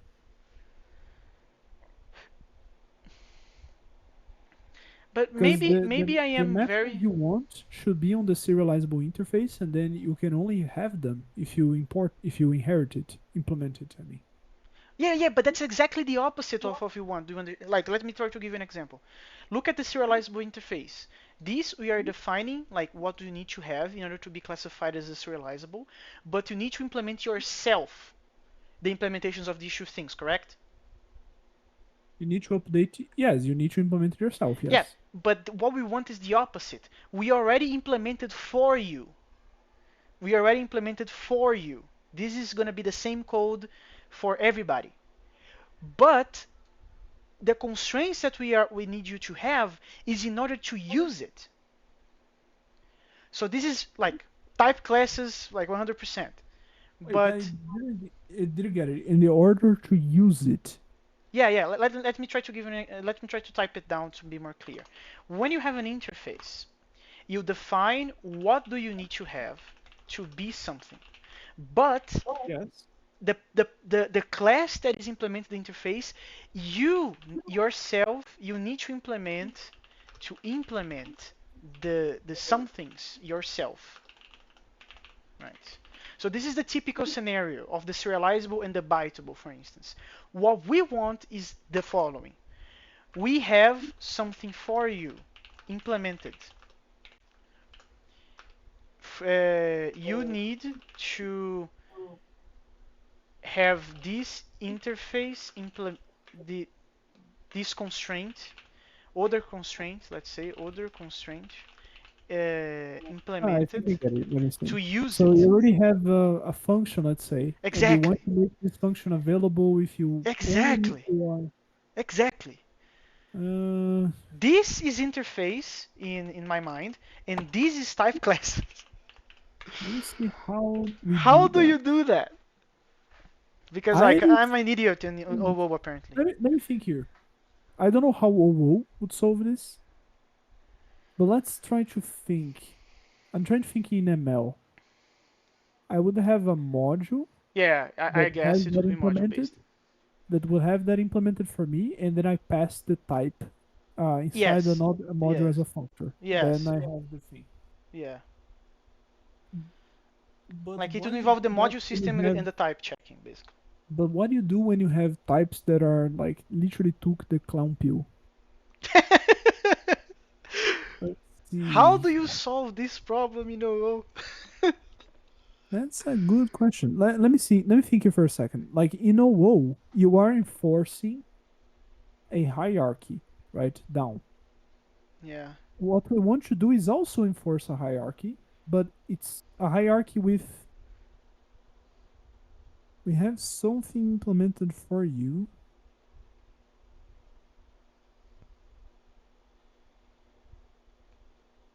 Can't you just make another interface? Yeah, but let's say that I do that. Let's Because you can't. Because here's what I'm saying. You hashable. can inherit. You Let's can say that I'm defining implement that. an interface inside another. Wait, repeat the last part. You can implement an interface inside another. I mean, inherit, right? An interface. Okay, so this hashable would inherit from serializable, my understanding. Yes, something Okay. like this. And then instead of importing serializable, you do hashable. Instead of Yeah, like on the yeah, thing that you want but to can allow. I put the implementation like let's suppose that I do that. I'm gonna mix the syntax up. So let's say that I do something like this. I'm gonna say this, and I'm gonna say that I am inheriting like inheriting quote unquote. I don't know if this is the name when you're interacting with Mhm. interfaces, but let's suppose that I'm saying that in order to be hashable, you also need to be serializable, right? But I don't want to just put function one here and function two here. I want to actually give you I want to give you the implementations of them already, right? I want to provide you for you. You don't have to do that yourself. Because as far as I know, an interface only enforces the presence, Enforces the rule, yes. But but if it you doesn't give you anything in this sense. can we do that in an abstract class? We can't implement. Oh man, that sucks, right? Because Yeah, for me, like I don't know if this makes sense for you, but I'm gonna try to explain how my mind is making this. When you have ML or like any sort of functional strong type language, you can make hierarchies that go top down and bottom up, and it seems to me yes, that both OO only ways. goes top down. Yes, that's what I'm thinking as well. Because you can only enforce the contract. You cannot enforce the um, from the usage down, which is funny because that's also a contract. It is just Exactly. a contract that it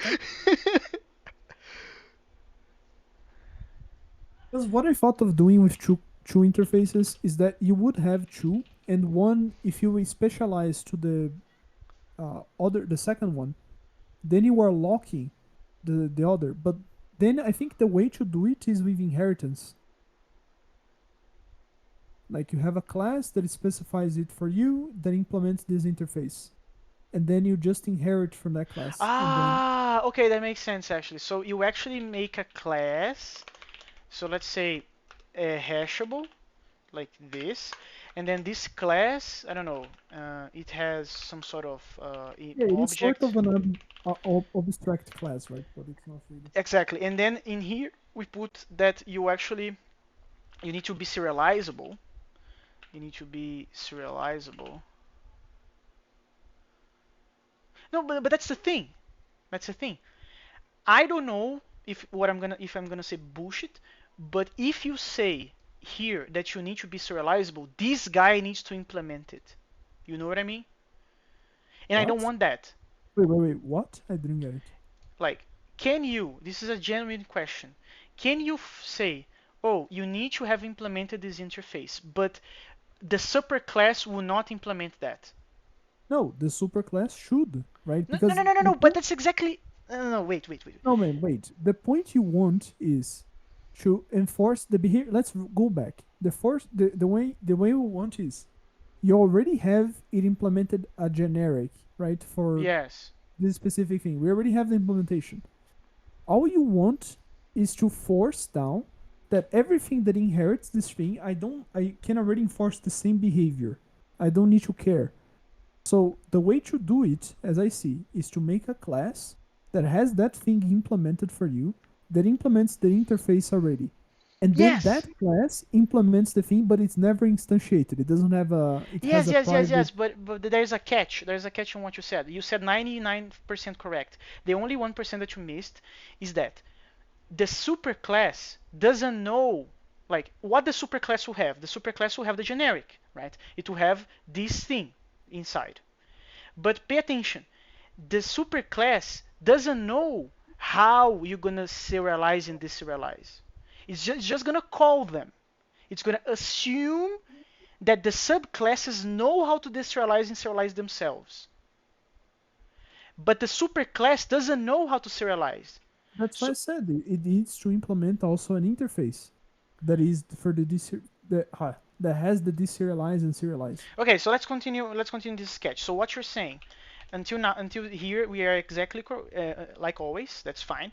And then from here, I'm gonna put two functions here. So let's say public, and I'm gonna say function one, and function one receives some things. Let's say I don't know, param one and param two, right?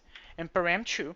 And let's say that inside this function one, I'm gonna call serialize, right?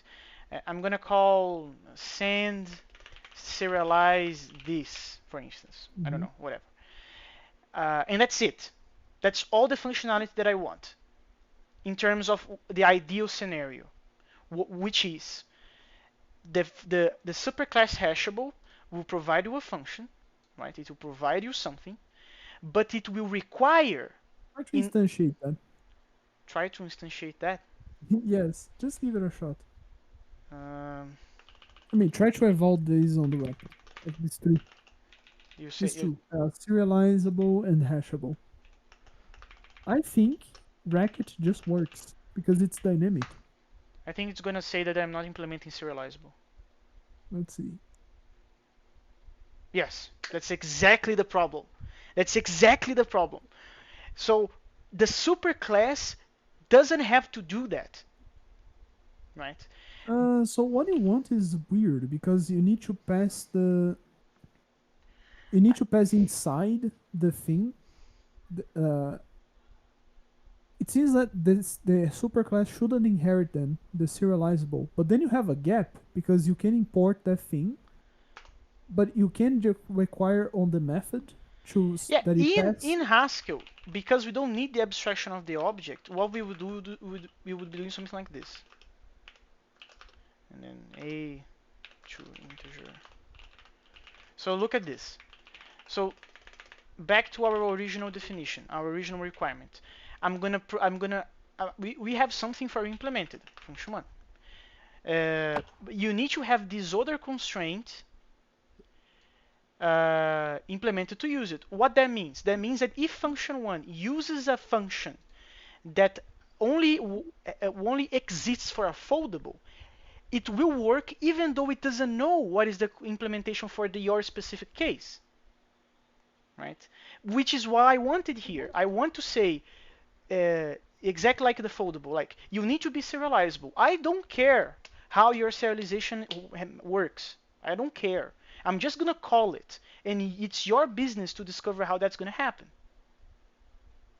right? And because in order to do the generic part, we needed to wrap the thing in a class, and in order to add a constraint, You can still ignore the constraint. That would work. The problem is oh, you mean like like yeah, leaving remove the completely serializable. unsafe, Yes, but yes, like that's the YOLO, problem. total YOLO. That's what I said. It's a gap, right? You're basically not enforcing that at a type level. But well, I don't know what will happen. Yeah, but this is very interesting because this is the first time. Like we usually do a lot of functional stuff, even though we are not in a functional language like Erlang or Common Lisp. We try to be functional, and usually things work. But this is the first time in which the paradigm it seems completely not possible to do what we want. That's an interesting point. I'll There's a ask. leak, a fundamental, like I'll fundamentally ask leak. a what can I say?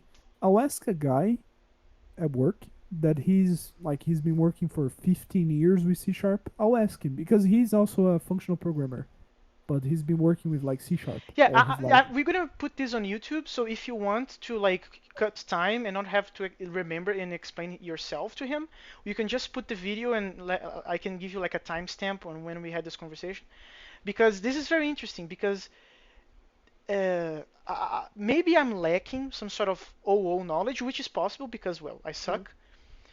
But both of us couldn't manage to find a clean, non-leakable way. We need to leak. There's no way. Uh, Yes, like in this case, if it were like a language like that has a better type system, like for example, let's think of the case of C sharp. C sharp forces you to have like things expressed in the type system. it allows it's a bunch of there's a bunch of inconsistencies and so on, but it has a very good type system for like a OOP language grade, like better than Java, I would say. So it wouldn't be possible at all to implement this behavior uh, in C sharp because like here I would assume that if you removed or something, the language would like Haskell for example. I think it can call the function because Of course. Go on, go on. I'm just thinking it's not even like because the language is lazy or anything, No, right? it's not So because it's of just that laziness. It's completely not because of laziness in this case. It is in this case because it's the trying to enforce the constraint, but it can't at this point because it's a blend, it's a weird blend. It's a blend of an abstract class with a class. You yeah, see what yeah, I mean? yeah. It seems to Because me you that want we to want a implement fusion. parts. Yes, you want to implement parts of it, but you don't want to implement all of it. Exactly, exactly, Mageta. But you want to enforce it. The Let me parts just that you see don't want to here. implement yourself, Let me you see. want to enforce Racket, it. let's see, Racket abstract class. But can't you implement an actual implementation in an abstract class? Yeah, I don't know about that. We can try to search for it. Abstract class. Oh, you can have abstract methods. There's literally no docs, actually. Yeah, yeah. The thing about OO in Racket is that this is so like it's not Underground. as cursed as Okemo's object thing, but it Oh, is that's for sure. very, very like people don't use it. So all the community material is around the functional programming, like Here. FP part C of it. class, C class, blah, blah, blah, for method definitions used outside the box. So there's an abstract ID like a thing. And then, for example, the example the dude is making here is class, or define train, class Yeah, I'm seeing object, that. and then super new abstract get speed, and then he implements some fields. Oh man, you can. Oh, Wait, what? we can. Wait, wait, That's wait. right. I'm confused. So you Look have at the this. train class, Yes, and then this has an abstract get speed, yes. and This you're is not using it implemented. here, Yes, and you have one field defined, and then you which need is to do the the override thing. Okay, so it is possible then. It is possible to go top down and bottom up. That's yeah. cool. It's just way more annoying. But Yeah, yes, it's just like why? But okay. Okay, but so we don't need actually to leak. We can just say that oh, you need to have serialize, and you need to have this serialize. I don't know if we need to pass arguments to this crap though. I don't think so. Okay, so let's Good assume that we question. don't. Yeah, no, And let's then I'm assume gonna that. grab my functions. Let's actually test this out because it's very easy to test. So I'm gonna grab my function, which is this It thing. depends. I'm gonna grab that, Leave it open. and I'm gonna put into the hashable thing. I'm gonna say, oh, look at that. I'm gonna give you a function for free. It's almost like Haskell's, but not quite. And then I'm gonna say, okay, you have this function. Congrats. You have this function there for you. And uh, let's just say that the table, instead of inheriting from an object, uh, I'm gonna say it's hashable. I'm gonna say it's hashable, which is kind of weird because not all of the table is hashable. Only the fields are. You can do inherit, and then you just inherit part of it. What do you mean? There's literally a thing called inherit, like a S expression. No, yeah, I know. The inherent I understand, but I'm saying that the modeling is kind of weird because look at that. We want to say we defined a class called hashable. That's okay. And we said, okay, you need to have those things implemented as well. Man, Ooh, this is very tricky because I'm pretty sure that depending on the language, it doesn't allow the you to heck? implement stuff on the abstract class. No, I think C++ is one of those. I think C++ Yeah, is one of those. that wouldn't be possible, like in this case. Yeah, but my problem is that this is actually making the interface kind of useless now for the ones that are hashable. which is weird. Which one do I go then? Do I go with this or do I go with this? Let's test with without the interface just to see what happens. So I'm gonna say that the table is hashable and it's not gonna implement the serializable anymore, but it's gonna have to be able to do override. So I'm gonna override this crap. I'm gonna have to override this crap.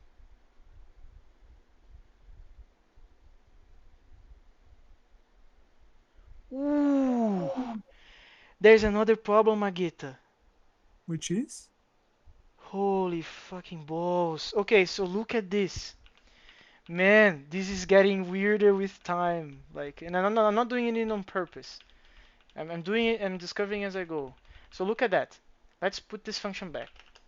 So where, what is the constraint, right? What is the constraint that we actually want? So look at this. We are doing deserialized on the new field.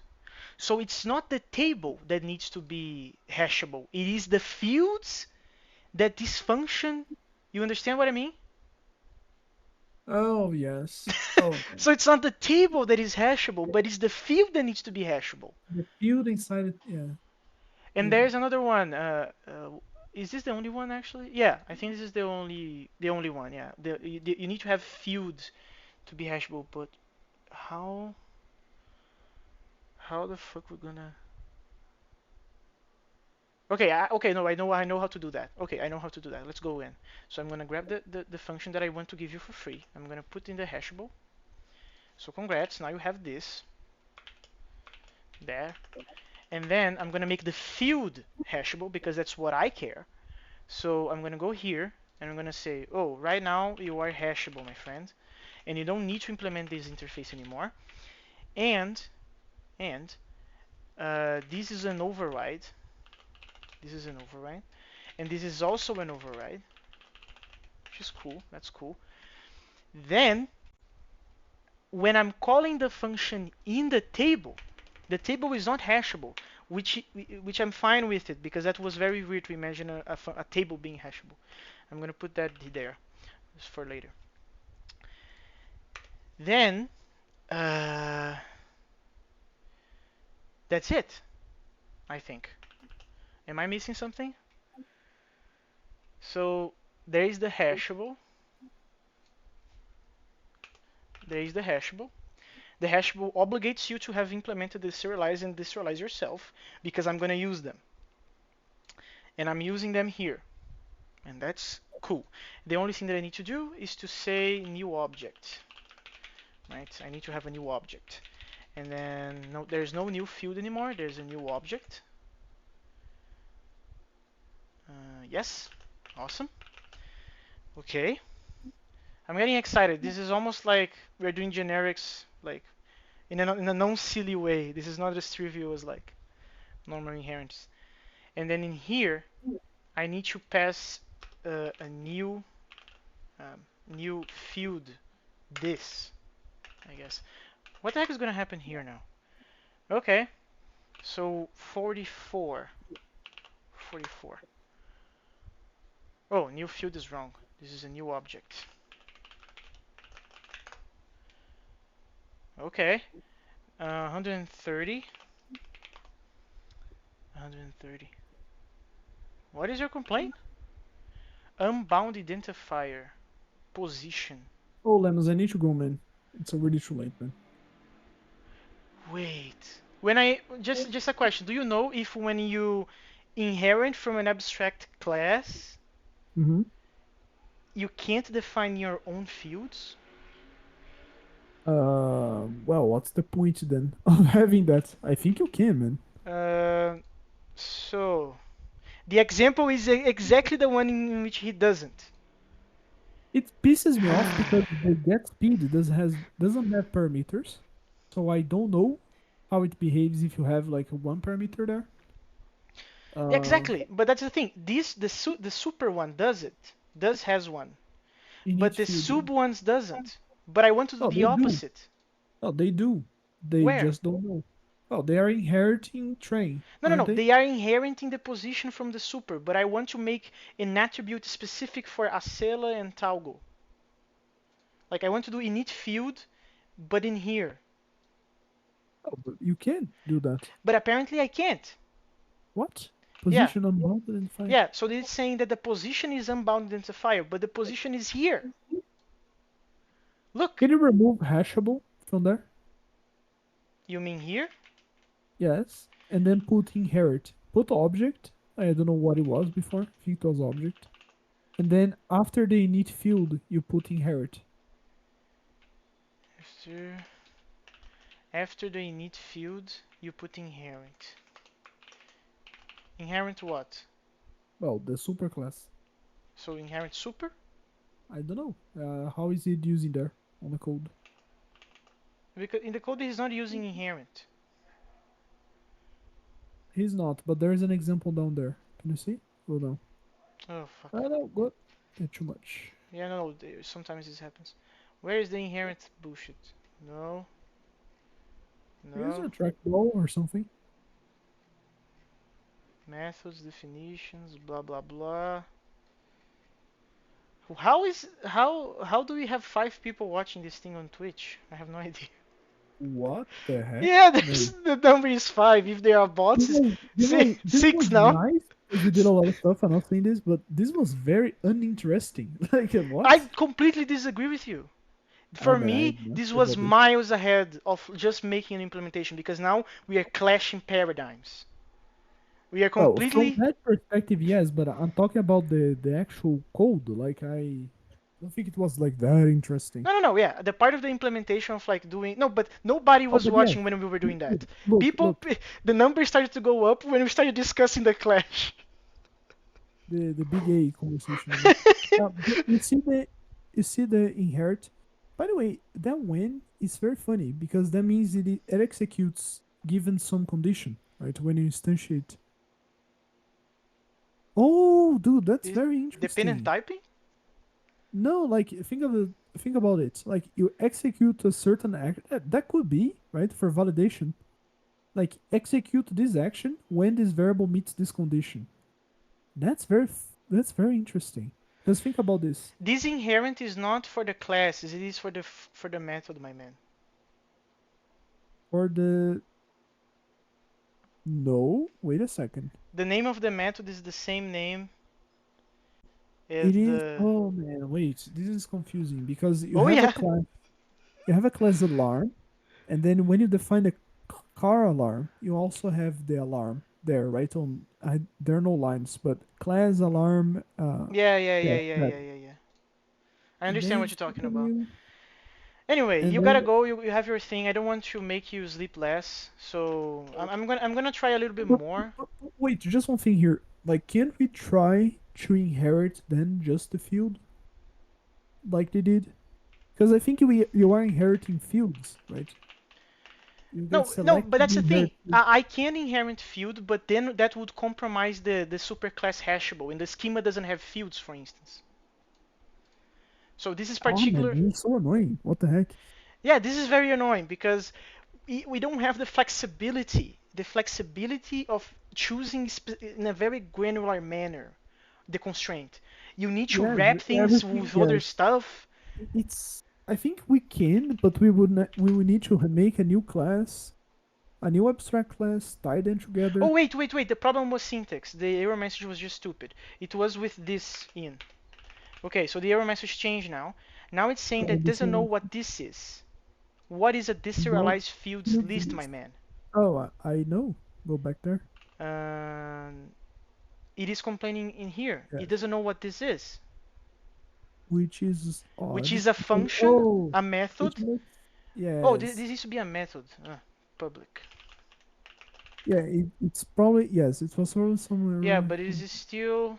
Yeah, maybe it's not the inheritance is not working, Lemus. Like you need to expose publicly. Because when you override, does that stay public? That's a good question. No, but I'm not overriding this one. This one is the one that I'm giving you for free. I'm overriding only the abstract ones. But I have another question. Do I have another Probably, question yeah. too? Yeah. Oh, that's actually a thing. I don't know in Racket if you have class methods, you know what I mean? Like a method that you can call without an instance. And I Like wanted to do that multiple a times static already. method. Static methods, yes. I wanted to do that multiple times because Search for try to type define slash static. But man, I think when you start to go in there, it's already starting to get too. Because here's the what I planned to do with this. I think this is going out of hand, man. Because my initial goal of having a row there was just to set some structure on the types for the schema. Like, oh, blah, blah, blah, blah, blah. But as we started to go on, if we start to do, like, for example, when you start to do static methods, that means that you're starting to make your functions be tied to arbitrary classes that, well, you can just use at any point, right? So I kind of would prefer to just go with modules in that case. yeah, but with the modules we can't have constraints. Oh, but you don't have a constraint the other way either. No, we do. Right now we have the constraint of these two With things. a wait, with a static class, what is the constraint you No, have? no, no, not with a static class. I'm not talking exactly about the Static static method, I class. mean. Sorry. Yeah, you are right, like in the sense that you could put this in a module and stuff like that, but we have to No, leak no, the I'm saying enforcement. static, no, I'm saying specifically for static methods. Like, Ah, yeah, no, that makes sense. I agree with you in that regard for static methods anyway.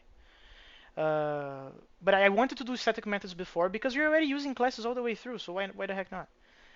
Um, anyway, the worst case mhm, scenario is just gonna have some copy pasting. What we are doing here is just an exploration to see if mhm. we can make something very trivial in FP in here with the knowledge that we have. We are not experts. You can ask your friend. I'm gonna be waiting for the answer, but I'm very curious if there is a way how hacky it is to to implement this sort of stuff. That is, I mean, this is getting. Anyway, Lemons, I need to go, man. Just But go, man. by the way, I'm sorry for like being kind of. I think you, if you look at me, I am just destroyed. So I'm sorry for being like, I don't know, man. I'm not being that helpful on these sessions because I'm just tired. No, man, it's completely fine. I like to talk to you during the sessions anyway, and it is my job to cheer you up. You are the one dying, not me. Oh man. So anyway, like I think for the next weeks I'll be more free. So I'll try to join like during the week. So just let me know at the Yeah. times you guys are meeting up. Yeah, no, we are meeting like By the way, let me just take a decision here. oh, Man, the language? Go for it. Objective C is pretty cool. I really liked the language. I would be totally down on making something with it. Sure then. Let's see what else. Ada. That would be funny. I think enough for Lisp, right? Yeah, I think we are enough of Leap for some time. We already did the Lattice is going, Racket is going. I also am a little bit like I'm By not the gonna way, say do you really want to do like a COBOL compiler, or would you want? Would you be? Man, I can't even speak anymore. Like how? Would you be more interested into doing something like I don't know, man, networking, something like this? I am down of doing anything that would cheer you up. Let's say like that. Uh, let me think then. Because I'm just afraid of starting a project. Because I really wanted to start a COBOL compiler. I was thinking of doing it in F sharp. Sure. Oh, you do in F sharp all you work with F sharp all day, yes. But I still think like the way I'm writing F sharp right now, I think I would prefer it. I wouldn't call it F sharp. It's What lightweight an C honest sharp at take. best. Yes. What an honest take. So maybe that could be a possibility. But I would be willing trying to do something else. Like Objective C would be cool. No, again, LA. I'm down. I'm down to anything that's gonna the thing that's Yeah, going to but cheer I'm you up just the most. man. Here's what I'm afraid. I'm afraid of like having to like starting a project and then we stopping halfway through. I know we can pull it off because we already did the language, Yeah. and it wouldn't be as complicated as we did. It would be more complicated on compiling, but well, that But we that's the can part that take. we missed from the other one. I'm totally interested in that. So that could be interesting. Like, would you write COBOL for .NET? That would be funny. Again, I'm down with the thing that cheers you the most. I'm completely fine with, for now, with anything No, no, whatsoever. I like, would say. okay, maybe we shouldn't have this discussion on a string, right? But No, no, that's no. You can think about it, but I'm just saying to you that whatever you decide that, oh, I think this is the most interesting topic for the next I just project. don't want to do something. What I don't want, what I am very very against, is the idea of opening a new thing and not trying hard enough before Yeah, surrendering and it. just dropping. Yes, I get it. So I don't want to do that. Uh, I think like I'm kind of burned with Okamo after the last fiasco. Yeah, that was bad. That was pretty bad. I don't want to deal with the tooling in AFL. I'm Yeah. sorry. Yeah, but that's kind of like contradictory given the fact that you were working with SML, but okay. Man, the problem is that you can't compile the language without like what?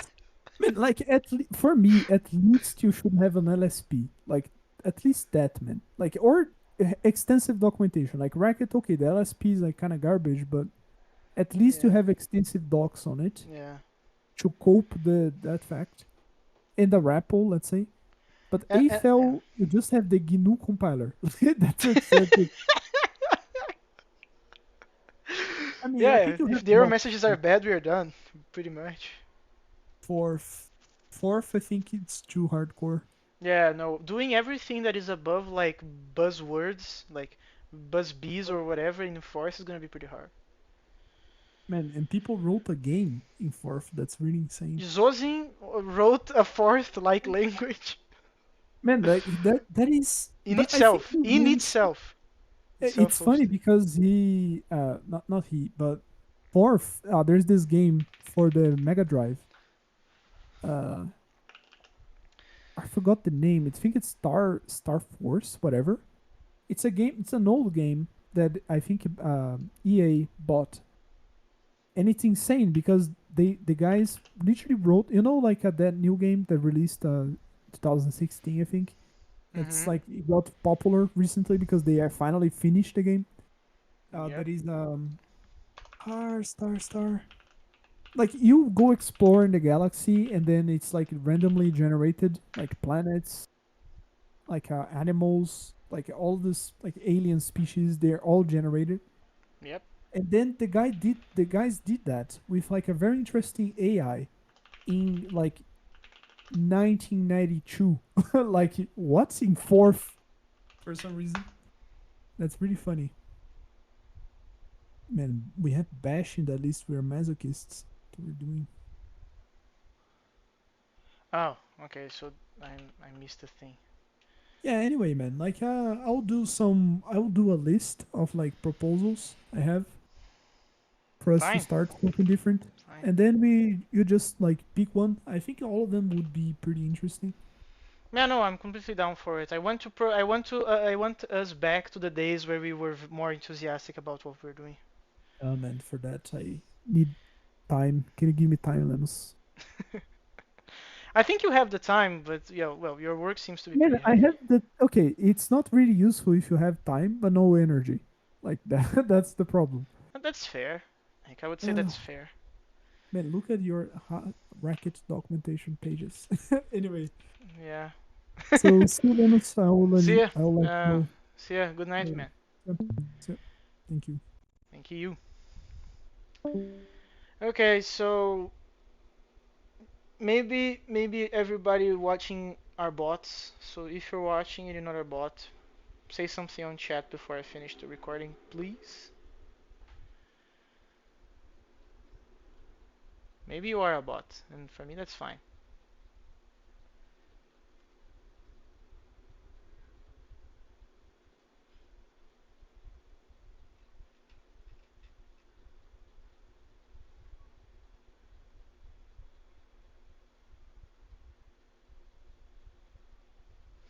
Yep, bot city.